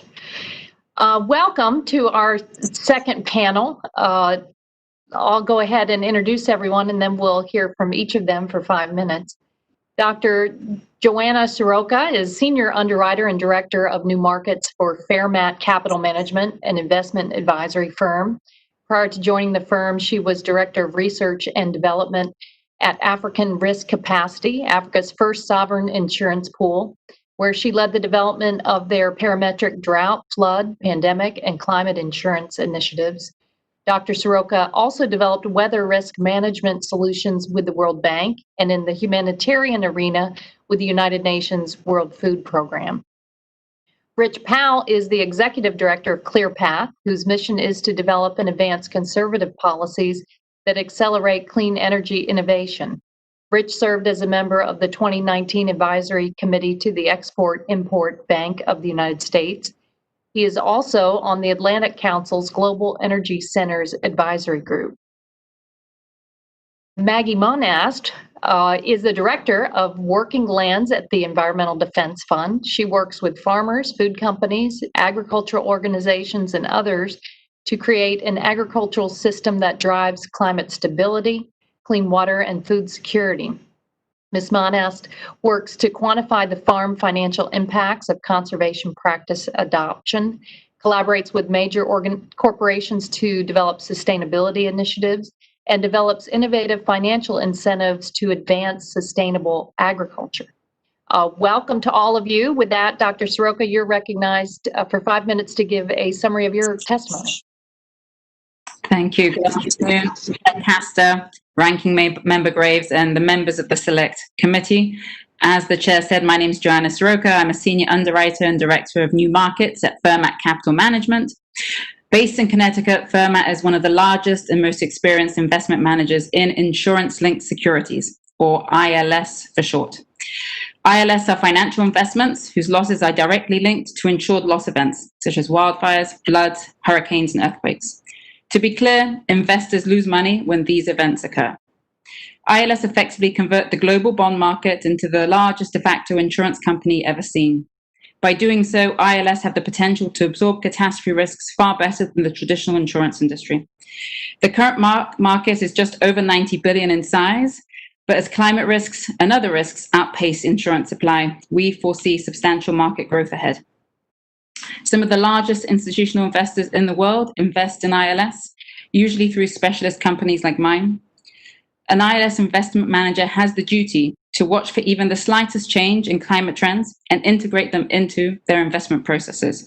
In this way, ILS provides society with a forward-looking market-based indication or price of the cost of weather risks and consequently climate change. The US is the cradle of the ILS market. The ILS it was born in the late 1990s after Hurricane Andrew in 1992 and the Northridge earthquake in 1994 caused the near collapse of insurance markets in Florida and in California. Since then, ILS have increasingly helped stabilize the US insurance market, narrow the insurance protection gap, and reduce insurance costs for homeowners and businesses. However, as society responds to risks such as climate change, and as new regulations are introduced to enforce climate-related guidelines, we believe ILS will play an even greater role in a more climate and disaster resilient future. ILS enjoys significant governmental support abroad. They are already helping emerging economies and other public entities to manage systemic catastrophe risks with an efficient pre-event approach, rather than an inefficient post-event approach to disaster response. Prearranged financing with timely, reliable, and transparent triggers for funding flows, particularly when embedded in broader risk management programs, can significantly increase the efficacy of disaster financing and planning while promoting resilience for the long run. In the US, ILS are already a core component of residual homeowner insurance programs in the states like Florida, Louisiana, North Carolina, and Texas. They are helping the state of California better manage its wildfire risk. The MTA uses ILS to cover storm surge losses to the New York City subway system. And the ILS market is helping the National Flood Insurance Program back claims after flood disasters without additional supplementals from Congress. A hallmark of our market has been innovation. ILS could quite easily be used more broadly in public-private partnerships to help communities across this nation recover and rebound from weather catastrophes. As an ILS investment manager, we see firsthand that global investors are actively seeking positive ESG investment opportunities, and we believe that ILS are inherently aligned with such positive principles. In short, while the need is great and growing, the capital required to set against this country's most pressing extreme climate risks is on standby to be deployed. To facilitate this, we have the following recommendations to the Select Committee. Congress can help bring the ILS market machinery onshore, which would make the market more accessible to private and public entities who lack the resources to tap the ILS market offshore. My written testimony contains more details, but such a step would also create jobs and valuable know-how in the new and expanding area of financial resilience. FEMA is already a pioneer in ILS. Congress should adopt key recommendations on technical assistance from the Select Committee's Majority Staff Report so that communities, municipalities, states, and others have access to the expertise they need to follow in FEMA's footsteps. Congress should also adopt pertinent recommendations on insurance and innovative risk transfer from the Select Committee's Majority Staff Report and consider legislation to encourage federal agencies to work with the private sector to better manage and transfer their climate risks. We believe these steps would significantly reduce the burden of catastrophe costs on taxpayers and would help accelerate resilient recovery in times of disaster, while creating the insurance tools required to manage the climate and other risks that we face ahead in the 21st century. Thank you for the opportunity to testify today, and I look forward to answering any questions that you may have. Thank you very much. Mr. Powell, you're recognized for 5 minutes. Good afternoon, Chair Castor, Ranking Member Graves, and members of the committee. I lead ClearPath. We advance conservative policies that accelerate clean energy innovation across all zero-emission resources. An important note, we receive no industry funding. We believe this Select Committee plays an important role in America's response to the global climate challenge and commend Chair Castor and Ranking Member Graves for holding this important hearing on reducing the risks of climate change. I plan to cover, first, climate change and its economic risks. Second, reducing these risks through global emissions mitigation and local adaptation. Third, the challenges of changing developing countries' emissions trajectories. Fourth, a strategy for America to lead on solving the global climate challenge. And fifth, opportunities to build on last Congress's bipartisan clean innovation record. Climate change is real. Global industrial activity is the dominant contributor, and its risks to society merit significant action at every level of government and the private sector. Earlier this month, as we've heard, a CFTC subcommittee led by Commissioner Benham issued a report finding climate change could pose systemic risks to the U.S. financial system. According to NOAA, just 14 extreme weather events in 2018 caused $93.5 billion in damages. The Wharton Risk Center recently found that federally insured mortgage-backed securities account for more than 60% of our outstanding mortgage debt, tripling to $6.7 trillion since 2000. American taxpayers will inevitably foot this bill, subsidizing the risky choices of those remaining in harm's way. This system is unsustainable. Now, how to respond? To start, we can do much to adapt to climate risk with smarter resilience policy. According to FEMA, every dollar spent on pre-disaster mitigation saves on average $4. Louisiana's Coastal Protection and Restoration Authority master plan, for example, would spend $950 million in FY21 as part of their 50-year, $50 billion resilience and restoration plan. On mitigation, the science of climate change is harsh. The global atmosphere responds the same way to every ton of greenhouse gases. A molecule of CO2 from Birmingham has the same effect as one from Beijing.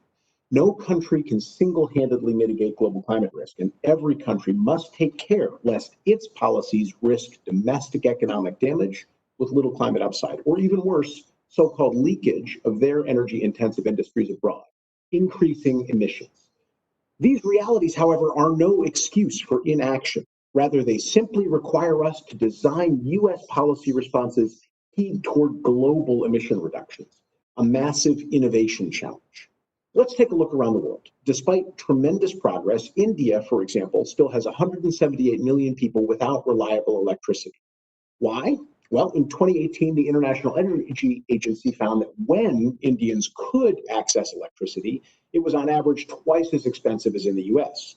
The share of global energy supplied by clean sources has barely increased since 2005. In other words, clean development is only just keeping up with economic development. Clean is not gaining ground. Clean technology systems must come to represent better, cheaper alternatives that are reliable 24/7, 365. So developing nations consistently choose them. If America does not provide the world with affordable and reliable clean energy, developing countries will continue reliance on our adversaries, China and Russia. In addition to its major build of new domestic coal, China is financing and building nearly 100 gigawatts more in other developing countries through Belt and Road, all without carbon capture, locking in emissions for decades. To meet this challenge, we must greatly increase pace and ambition. There are 4 legs to success. First, we must innovate.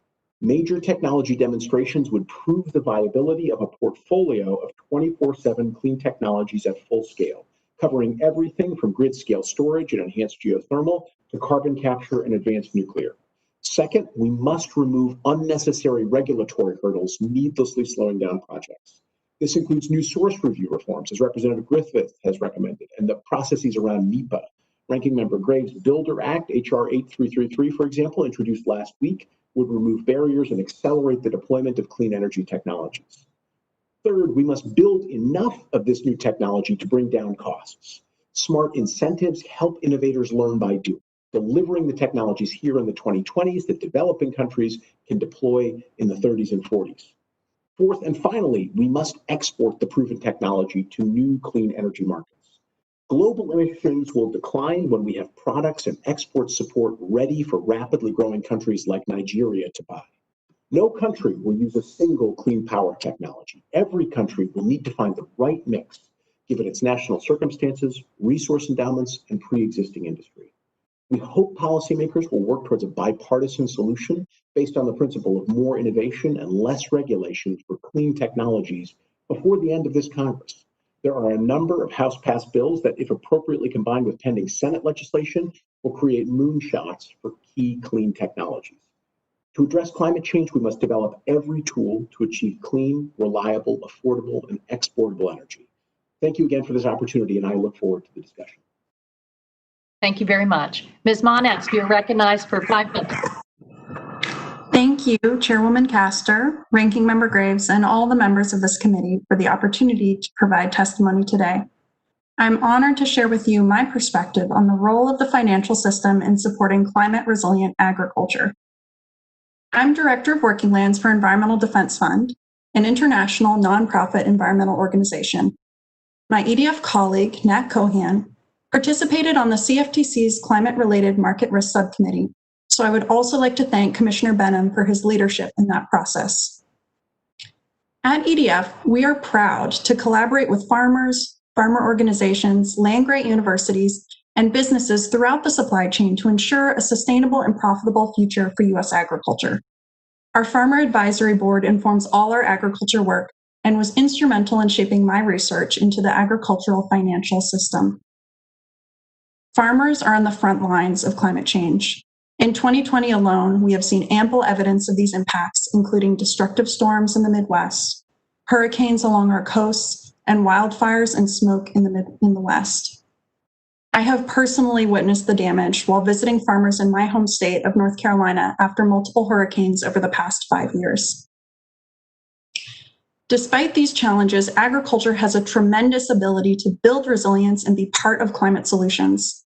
However, farmers can't do this alone. In my research on the financial value and barriers to climate resilient agriculture, it became obvious that the role of agricultural lenders cannot be ignored. Like any business, a farm's success relies on access to finance. Farmers go to agricultural lenders for a variety of lending products, including loans for land, equipment, and operating expenses. Farmer and lender relationships often span many years and are rooted in a shared community. Aside from the farmer, him or herself, the agricultural lender has the most holistic view of a farm's financial health. However, climate risk remains a blind spot for lenders, which creates vulnerabilities for their businesses and their farmer clients. Following severe flooding in the spring of 2019, the Midwest region's agricultural loan portfolio reported the highest level of major or severe repayment problems in 20 years. As climate shocks continue, a credit-stressed agricultural lending system could decrease farmers' access to affordable credit and increase their difficulty in recovering from severe weather events. For small farmers and farmers of color, this runs the risk of further worsening historical inequities in access to credit. While the broader financial sector has made progress in assessing climate risk, agricultural lenders are lagging. The longer the agriculture finance sector waits to assess and address climate risks, the greater the likely severity of economic consequences for lenders and their farmer clients. In addition to climate risk assessment, we also need financial tools that support farmers in their transition to practices that build resilience. EDF and many others have analyzed farmer budgets, showing how climate resilient farming practices like cover crops, no-till, nutrient management, and diverse crop rotation can deliver positive returns on investment over the long term in the form of cost reduction, more resilient crop yields, and diversified revenue sources. They also can improve water quality, reduce greenhouse gas emissions, sequester carbon, and support biodiversity. However, farmers also face short-term barriers to conservation adoption, including costs, risk, and time. Agricultural lenders can create loan products that align with the financial needs of farmers who adopt practices that improve climate resilience. Ultimately, this will benefit both farmers and the overall risk of a lender's portfolio. So, how do we move forward from here?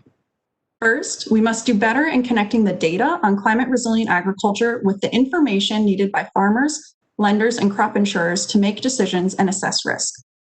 Second, we must look carefully at the intersection of farmer equity and climate resilience in agriculture and finance. And third, we must spur innovation in this area to further the development of financial products that support farmers in building resilience. A major shift in the agricultural finance sector's approach to climate risk and resilience is overdue. Thank you very much for this opportunity to testify, and I look forward to answering your questions. Thank you very much. Now we'll go to members for questions. I'll recognize myself for the first 5 minutes. Dr. Soroka, you testified that the World Bank has been helping countries use catastrophe bonds to manage their disaster risks for more than 10 years. I saw something like this in action in Florida following a devastating hurricane season where they developed a backstop catastrophe fund. What steps should Congress take to ensure that cat bonds and other innovative solutions are available as an option to help U.S. communities, especially those that are vulnerable to climate risks? If you could also address the fact we don't want these to be used to incentivize intense development in risky areas either. So what's your view? Thank you, Madam Chair. Indeed, these instruments are being used around the world and emerging economies in particular to help economies, communities rebound after disasters. The World Bank has been instrumental in helping countries tap our market.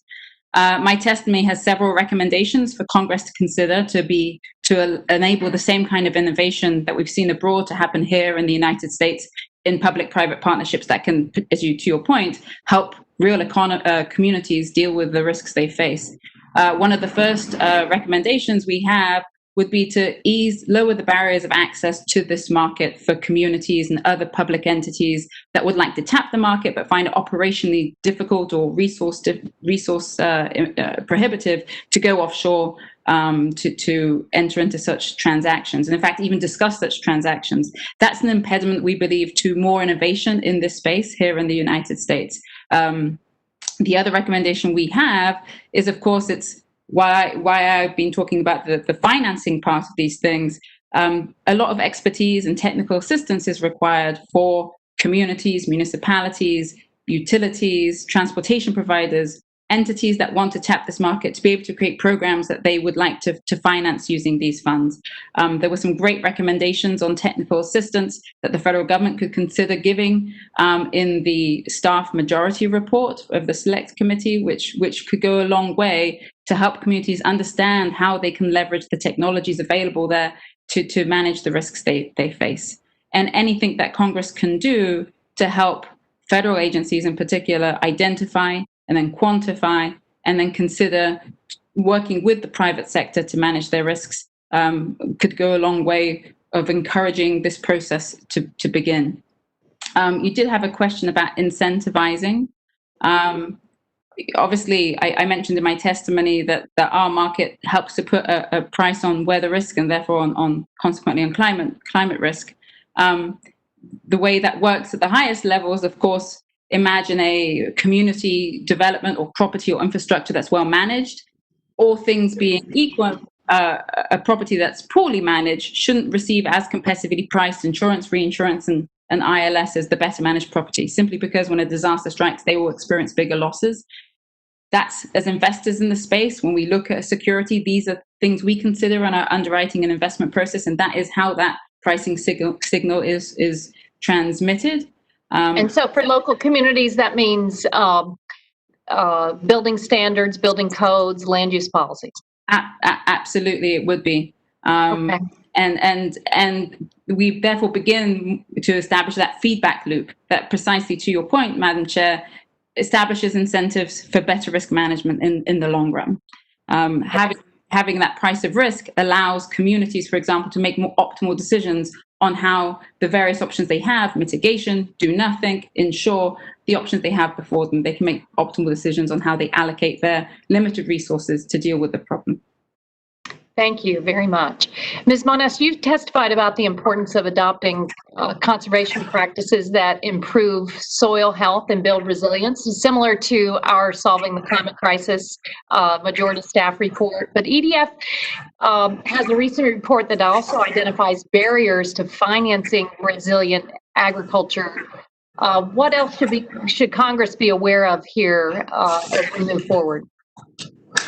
I think two things that Congress should be aware of. One was noted in your report, the opportunity for data collection and coordination to link practices that build climate resilience with farm profitability. That will be really important for the decision making of farmers, lenders, and insurers. And the other are policies to spur innovation, to spur new products or programs that can help farmers get through the transition to more resilient practices. Great. Thank you very much. We're going to work more on this together.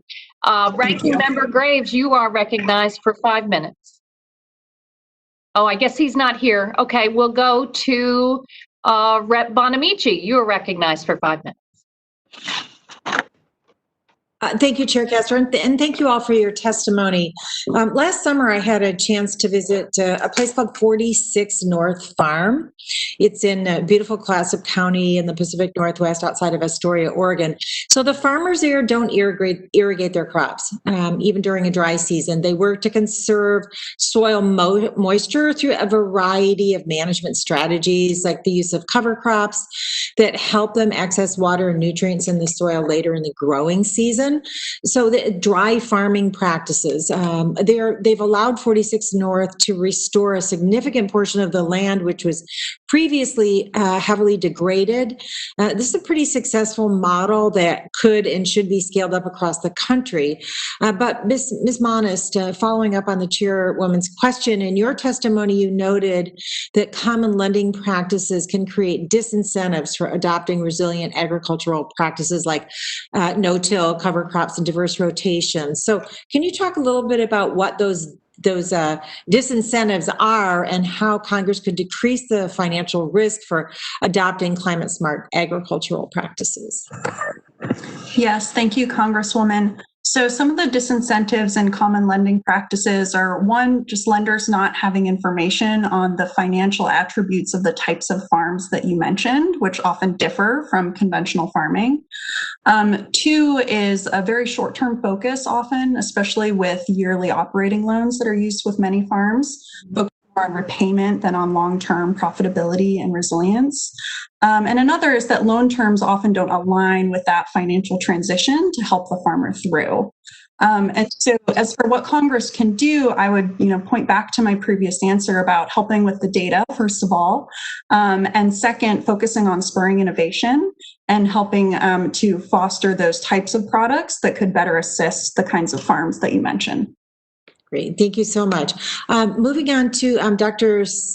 Soroka, I hope I pronounced your name correctly. Could you talk about how innovative finance practices could support rapid and resilient recovery from natural disasters? For example, the wildfires that we're seeing currently in Oregon and across the West today. How could innovative finance practices help with the recovery? Dr. Soroka. Thank you for the question. And first off, obviously, there are communities today that are suffering throughout this country because of wildfires, the hurricanes that hit. Yes. I'm very much aware that my testimony today can't do anything to help those families that are already suffering, and our condolences go to them. I talk about catastrophe risk in my testimony, but it's a catastrophe whenever anyone loses a house or a business. But hopefully some of the recommendations we have can help future disasters as they affect communities not have the big economic consequences that we are seeing today. I think most people agree that traditional disaster relief approaches are not as timely and equitable as they could be. And often in this situation, the most weakest link in the chain, the most vulnerable communities are the ones left dealing with the risk alone while resources are mobilized to help them. And we know that can take days, weeks, months. And in that time, suboptimal decisions are made that can impact an individual, a family, a business for a long time in terms of their economic advancement and productivity. Obviously, if communities knew that if Y happens, they will get X and they will do Z, as you say here in America, then there is a lot more information that they can rely on to make better decisions in the face of crisis. That takes many elements, and one of those is, of course, contingency financing, like the tools that I mentioned in my testimony. So when a disaster strikes, you know that the financing is there to help you implement your Y and your Z. And that's another critical point, though. You do need the Y and the Z to really unlock the promise that insurance and timely and reliable financing can give you. So as I mentioned in my testimony, broader disaster risk management plans, where these tools are embedded in them to make sure the financing flows in a timely fashion, can potentially unlock multiplier effects in terms of helping communities rebound if there are plans in place to minimize economic negative consequences, and even better, build back better and more resiliently to protect the communities and the economy from future disasters. So we have a role to play in facilitating those disaster resilience plans. I appreciate that so much. And we have a community out in Oregon, for example, on the coast that took close to a decade to be able to come up with the funding to move their schools out of a tsunami inundation zone. And when you think about how risky that could have been had there been an earthquake and near-shore tsunami, it would have been disastrous. So there's a lot that we can and should be doing. But thank you, Doctor. I yield back the balance of my time. Terrific. Rep. Levin, you are recognized for 5 minutes. Thank you, Chair Castor. Appreciate it very much. Ms. Monist, I wanted to follow up. I'm very interested in regenerative agriculture. In fact, just saw a movie new movie on Netflix about it, which even had some scenes filmed in my district. So wanted to ask you about it. Clearly, an important piece of mitigating the climate crisis, reducing emissions, sequestering more carbon, and increasing biodiversity. And in your testimony, you mentioned practices associated with it, such as no-till, cover crops, diverse rotations, as we've discussed, to build resilience and improve soil health.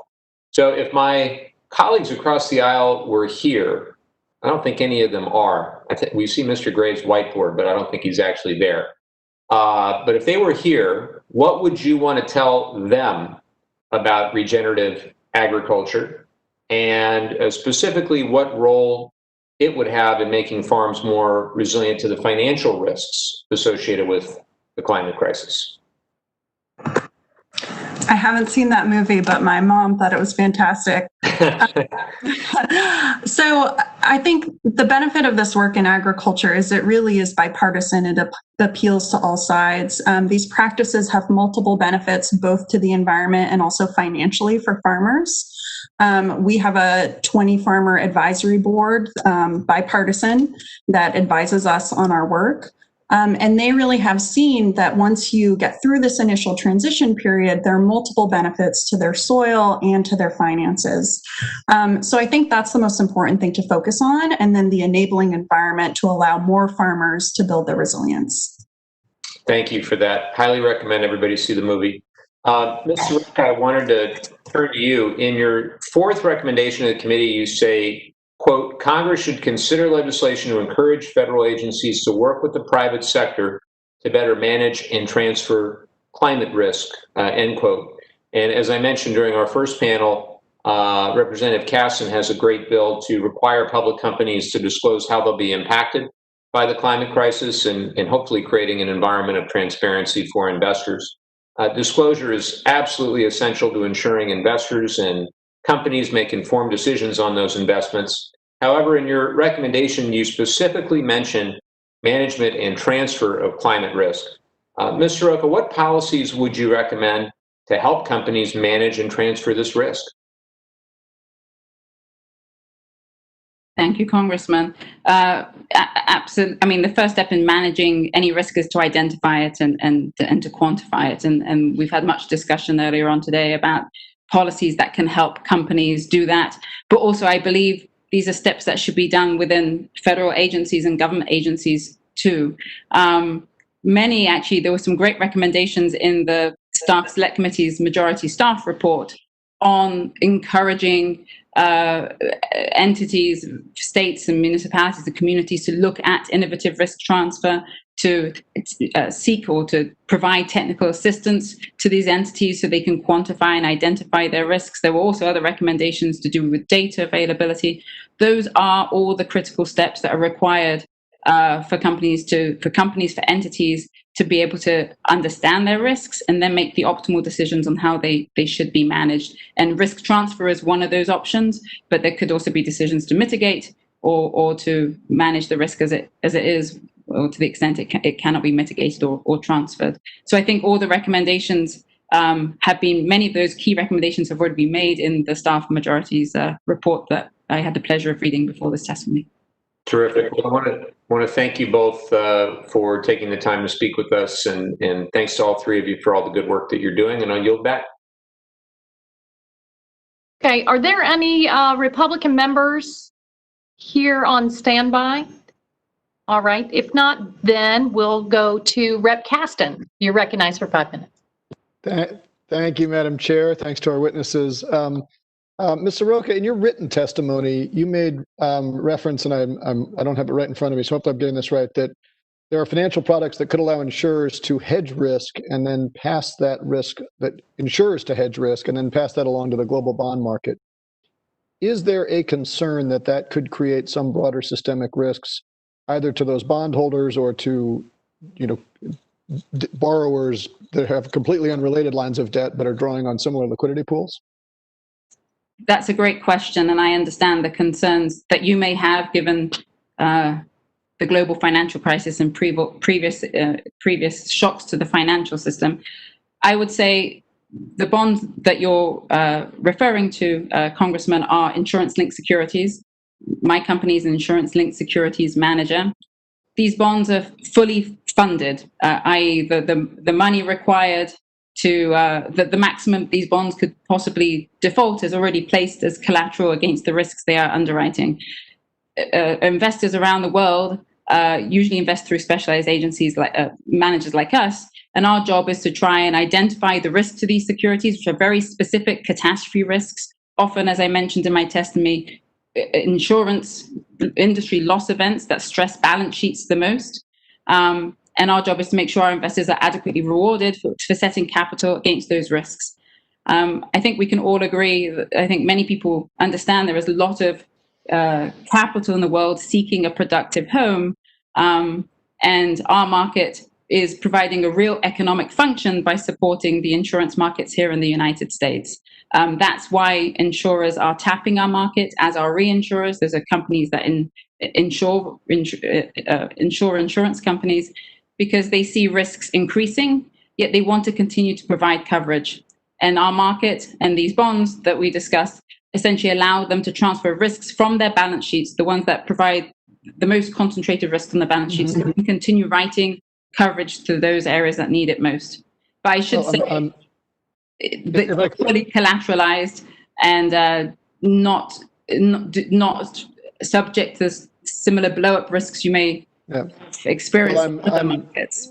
I'm delighted to hear about the collateralization. When we've had some folks from the insurance sector before us in past sessions, what several of them have noted is that for the most part, their policies don't extend much beyond a year or two.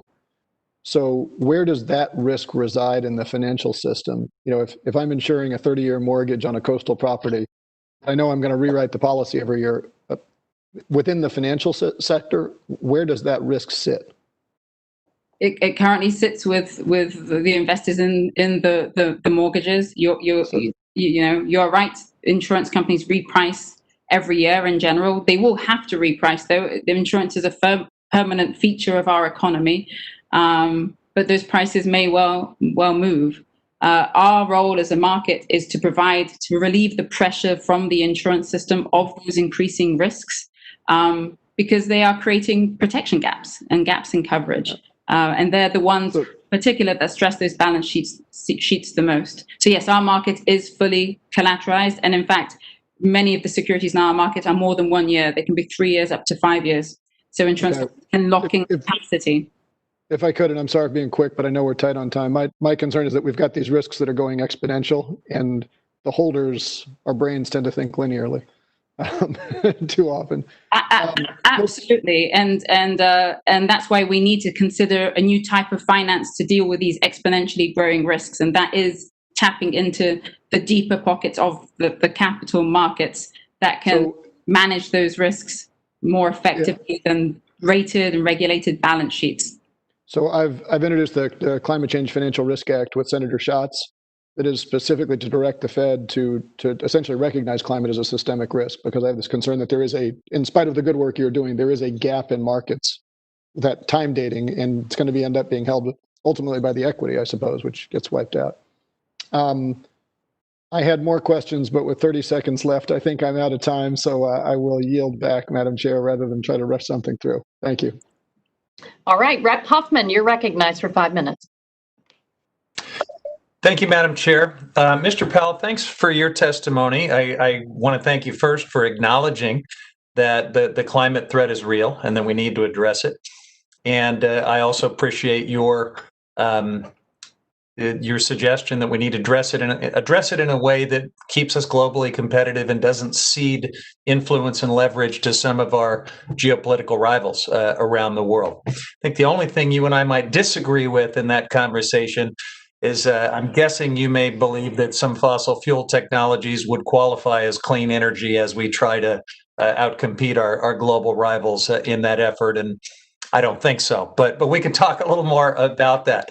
I'm interested in exploring this trope that we hear a lot, unfortunately, from some of our colleagues across the aisle. Yesterday, for example, in the Natural Resources Committee, Congressman Levin had a bill to simply take away some of the sweetheart terms that for decades we've given to oil and gas and coal companies on public lands that give them, make them pay a fraction of what they would pay for leases and royalty payments on private land or on state land, simply taking away some of these subsidies. And whenever we talk about doing something the fossil fuel industry doesn't like, we hear this trope that, oh, we're going to lose our energy independence and we'll have to go on bended knee to Putin and the Saudis. Never mind the irony that our president is already on bended knee to Putin and the Saudis, but the answer to that is more likely in his tax returns than in our energy policy. But back to what actually creates influence for regimes like Russia. Wouldn't it be devastating to Russia's global influence if we were to lead the world toward clean energy and dramatically reduce dependence on the one thing Russia has, fossil fuel? Well, first, thank you for the question, Congressman. Thank you as well for your leadership on these issues, including the sponsorship of the CETA Act and the ARPA-E renewal bill, very important innovation legislation. So thank you for all that. Just quickly on the point about fossil fuels, I do think it's more productive to keep the conversation focused on emissions rather than on the fuels. So if we can advance the technology in a way that removes the emissions from the fuel sources, why wouldn't we continue to use the technology if it is okay? Let's come back to that. Yeah, let's come back to that because I do have a follow-up about that. Yeah. So and then on your point, so absolutely, we need to be focused on developing everything we can that can combat Russian and Chinese influence around the world. Both countries are using their energy exports as very effectively as tools of strategic diplomacy. You know, Russia, as you know, through the Gazprom system, attempts to build influence in Europe through its very leaky gas pipeline system, right? Which is much so. You know, U.S. LNG exports, for example, into Southern Europe, even with all of the energy penalties of the LNG, still have 40% lower life cycle emissions than piped gas into Western Europe through the Gazprom system. So we can combat that through today's technology with LNG. We can combat that through tomorrow's technology with LNG combined with CCS power plants or with hydrogen and ammonia production. And of course, we can also combat that with, you know, advanced storage technologies and advanced nuclear technologies. Russia, of course, also has significant, probably globally leading nuclear exports. That's kind of their virtual pipeline network around the country, around the world, and how they exert influence. And that's another area where we need to be pushing back. All right. Well, thank you for that. So here's the disconnect that I don't quite understand. If this is about preventing countries around the world from getting hooked on the fuels that some of our geopolitical rivals would continue to sell them, why would we not want every country around the world to go solar and wind and geothermal and embrace the technologies that, first of all, are cheaper than these fossil technologies these days? But second, they won't have to be dependent on any other country. Once that technology is in place, they're not going to be under anyone's thumb. Why wouldn't that be devastating to Russia and to China? Well, it certainly would be devastating to Russia and China if we were to remove their influence from the energy markets. Here's the reality, though, today. We have to look at the cost of the energy systems that these countries are building. And so while the production costs of wind and solar, and in some sense geothermal and hydropower today can be quite low, the system costs of building a whole system that produces that technology, produces energy from that technology 24/7, 365, are actually not quite competitive today with a system reliant purely on subcritical coal. So, for example, Pakistan right now, extremely cost sensitive, is building a system that is mostly subcritical coal and some wind and solar on top of it, which is probably for them, they don't really care about, well, they're at a point in their development trajectory where they're not prioritizing low emission energy. For them, that is the lowest cost system that they can put in place. And that's what we need to change. We need to have a technology, a flexible technology, which can replace that subcritical coal power that's providing that baseload flexibility. And perhaps that's a grid scale storage system. Perhaps that's a hydrogen power plant that uses renewable energy. Perhaps that's a hydrogen power plant that uses nuclear to produce the clean hydrogen. There are all kinds of options we should be pursuing. Appreciate the conversation, and I yield back. Thank you. Terrific. All right, Congresswoman Brownlee, you're recognized for 5 minutes.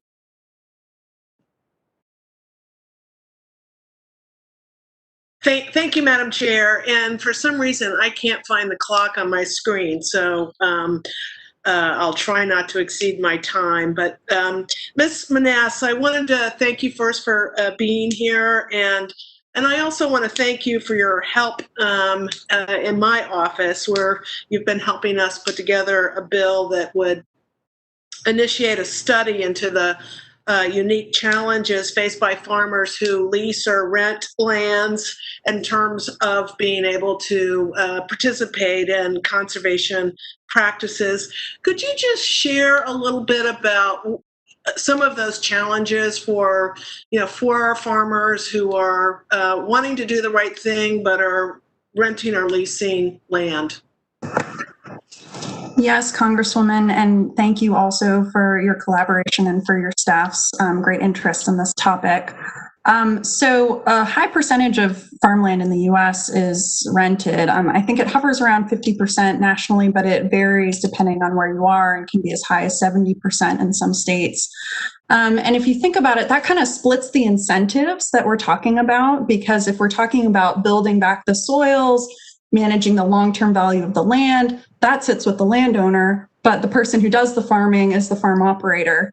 And they're often the person who incurs the costs, especially if they're on an annual cash rent lease. So what I hope we're able to explore in collaborating with your office is figuring out how to rejoin those incentives so that the landowner's interest is better matched with the farmers. What's a typical lease look like for a farmer in terms of longevity and length?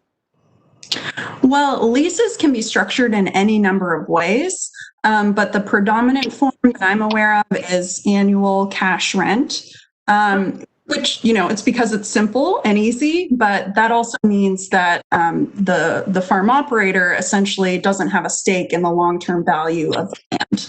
Right. I just, that's surprising to me, actually, that if you think of, roughly 50%, and they're on an annual lease. Anyway, I appreciate that.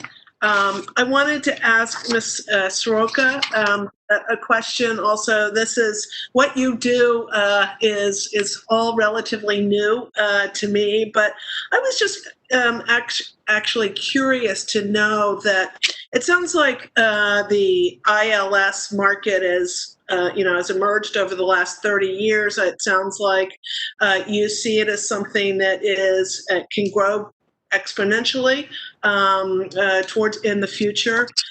But does there come a point where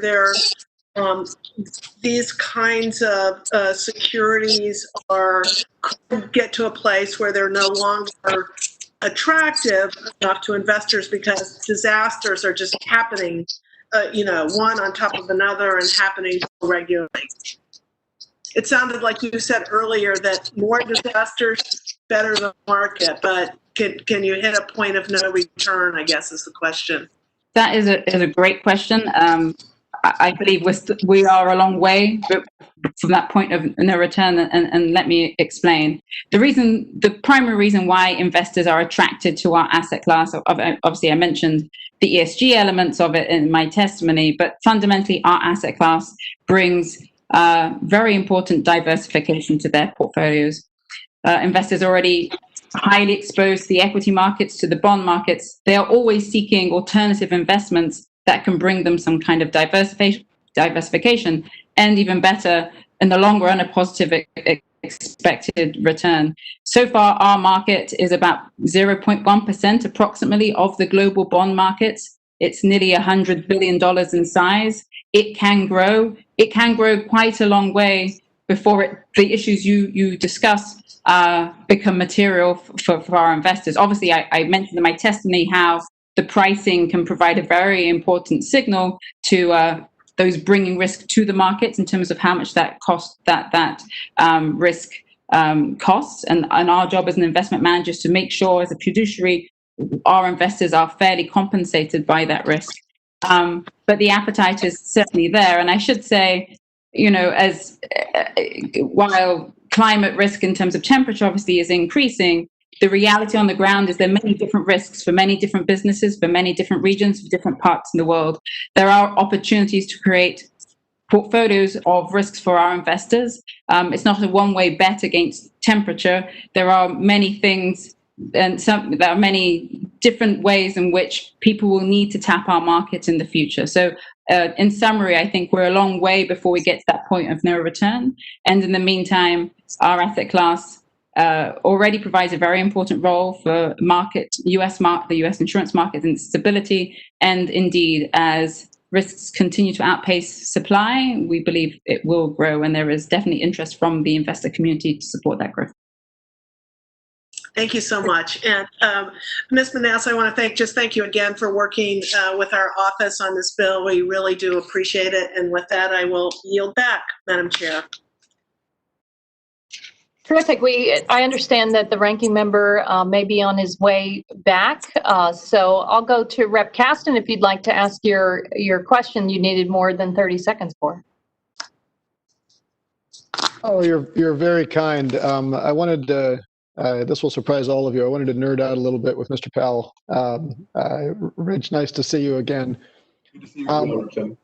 I want to really thank you for raising this comment that I think we talk about too little, about removing barriers to clean energy. We always talk about creating new incentives, and we don't talk nearly enough about removing barriers.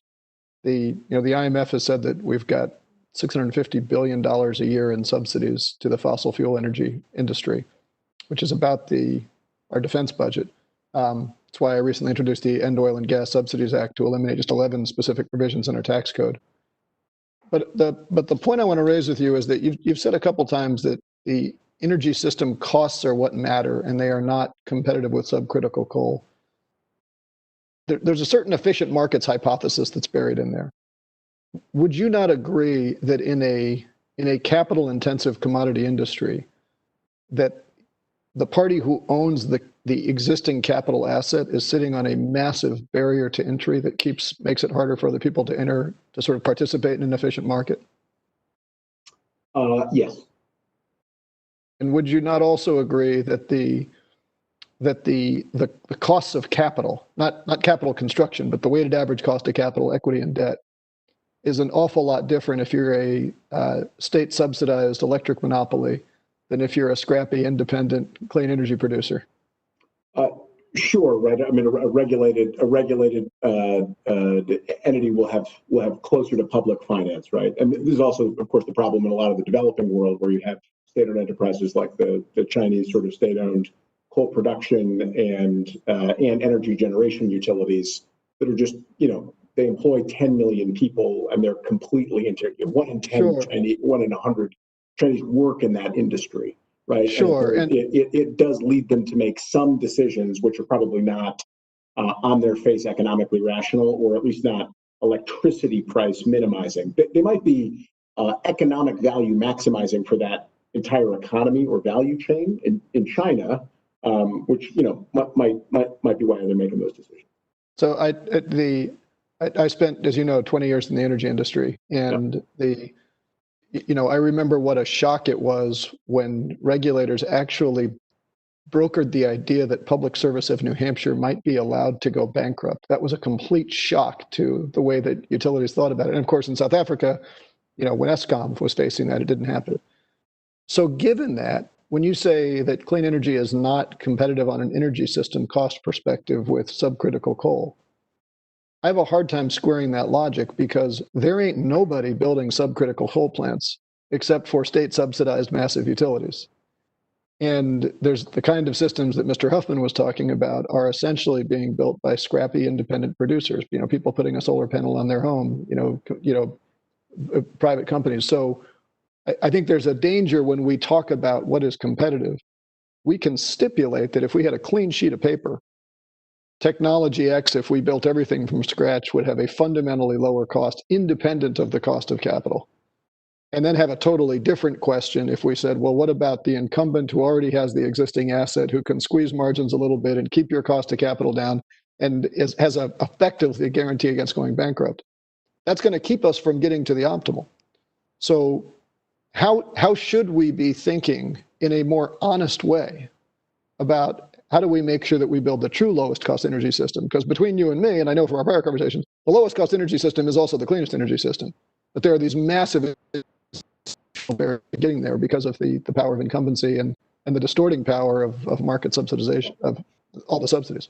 So I do think it matters a lot on where you are in the world, what the lowest cost energy system would be. Right? So if you are, for example, in Pakistan and you have abundant thermal coal that you can either access domestically or in that whole kind of seaborne Indian Ocean thermal coal region where you have South Africa, India, and Indonesia all competing for ultra low cost thermal coal shipments. And then if you're trying to rapidly electrify a population, we're not only looking at the costs of building the wind and the solar, the geothermal, and the hydro, we're also looking at the transmission costs, the interconnect costs, the backup costs required to level out and firm up that power. There's actually quite a bit in there, right? In addition to just the unit costs for adding the additional wind farm. I mean, as well as I do, those 2 wind projects in Upper MISO that had to cancel. The wind projects themselves were incredibly cost effective, but the new transmission required to access that regional transmission organization would have been twice the cost of the new wind farms, right? And So I've chewed up my time, and as I feared, this was going to be too long. But I guess I just make the comment that there isn't an energy market in the world that is actually subject to truly competitive market forces. I will agree. If we don't acknowledge that in the first instance, then we get into this. Well, is something competitive on the margin that sounds like we're talking about capitalist economics, but we're not, and we just need to be careful with our words. I yield back. Thank you so much. All right, outstanding. Ranking Member Graves, you're recognized for 5 minutes. Thank you, Madam Chair. Madam Chair, in between witnesses or members earlier, you mentioned the climate resolution that you had invited us to co-sponsor, and I do appreciate that. Our concern with the resolution is that it actually supports or embraces an agreement that would result in a net increase in global emissions. We would support one that would result in a decrease in emissions. We think that is better for long-term stability and certainty related to risk, which we're discussing at this hearing today. And so I'd be happy to talk with you and all members of the committee about a resolution that would actually result in global emissions going down, not one that would agree with the concept of global emissions going up as the one referenced earlier. Mr. Powell, Vanguard recently released an ESG fund that is designed to oppose nuclear projects. Don't want to pretend to be an expert on nuclear necessarily, but I do know that nearly 20% of our electricity portfolio is provided through nuclear energy. It's an emissions-free energy source. Just 2 weeks ago, the Nuclear Regulatory Commission approved designs of a small-scale nuclear reactor. I don't know that I fully appreciate the thought behind that, and just wondering if you could shed any light if you had any thoughts there.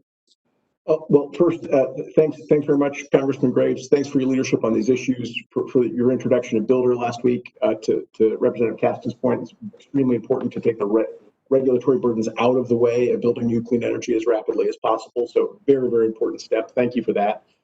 This pains me to say, as a Vanguard customer, as perhaps other folks on this are, but they have continued this troubling push in the ESG market of putting a ban on nuclear investments right alongside, and this is ridiculous, right alongside literally a ban on pornography, tobacco, and firearms sales. And so they're sort of lumping, nuclear energy in with a bunch of, call them sin goods, if you will, which is, I have to say, it's quite an outdated notion at this point. And if you're climate focused like I am, I think pretty bankrupt, right? So if you're then looking at saying, well, any company that either has very significant nuclear assets, like some of the cleanest electric utilities, both in the United States and around the world, or a new company that's trying to scale up a new nuclear reactor technology, that you would then be, X'd out of any ESG financing is a pretty troubling notion, and it's something that we and many others, I think, have pointed to and said, look, the broader framework of ESG all for it. Companies taking into account the physical risks of climate change, all for it. But these very outdated notions which cut against climate change and the solution to this problem, and that seems just very counterproductive. Because if we lost 20% of our portfolio, you're likely going to have that filled with emitting sources of electricity, and so you'd result in greater emissions. And I don't think you could deploy renewable technologies fast enough, and of course you'd have the affordability issues as well. And I know that I heard Mr. Kasten expressing concern about some of the market distortions from subsidies and things along those lines. Hey, one other question, Mr. Powell. So, we have an abundance of conventional energy in the United States. There's no question we do. We have all discussed many times in this committee this issue of the exportability of climate change solutions, energy solutions. Can you talk a little bit about just this resource-rich conventional fuel sources we have in the United States and the role of affordable CCS technologies, and how that works in sort of a global strategy toward energy and climate change? Sure. Thanks for the question. I think it's fair to say at this point that we have nearly infinite natural gas in this country, right? And practically infinite coal, practically infinite coal as well. And so, again, we are very focused on the emissions from various sources, not the underlying fuel source. And so if we can find a way to take advantage of that extremely low-cost natural gas, for example, and use that as a way to displace global emissions, we think that that's a very straightforward, that will continue to build on our energy abundance, continue to build our geopolitical opportunity and strategic sort of dominance in this sector. And so whether that's using today's technologies, exporting liquefied natural gas to the rest of the world, eventually putting a CCS gas plants on the other end of that so that when they import the natural gas, they can then make clean electricity on site, doing what's been proposed in Louisiana with the zero emission LNG facility that would use on-site net power units to liquefy that natural gas in a zero emission way, potentially producing large amounts of hydrogen, clean hydrogen, using natural gas methane reformers with CCS on them. Today, that's the cleanest or the cheapest way to make zero emission hydrogen globally, would be the quote unquote blue hydrogen route. So as long as that's the cost competitive way to move forward on flexible zero emission energy systems, I see no reason that we wouldn't continue to leverage that abundance we have. Thank you, Madam Chair. Thank you. Look, I know that the clean energy future and emissions reductions is a goal we all share. I think we've got to be really thoughtful about the international implications and the affordability and exportability of the solution. So thank you. Yield back. I hope we share that vision for the clean energy future, because the escalating cost and impacts of the climate crisis are upon us. But I want to thank our witnesses today, Dr. Soroka, Ms. Monass, Mr. Powell. Thank our committee members. Your testimony was very illuminating. So at this point, I'll adjourn the hearing. The hearing is adjourned. Thank you. Thank you. Thank you. Thank you.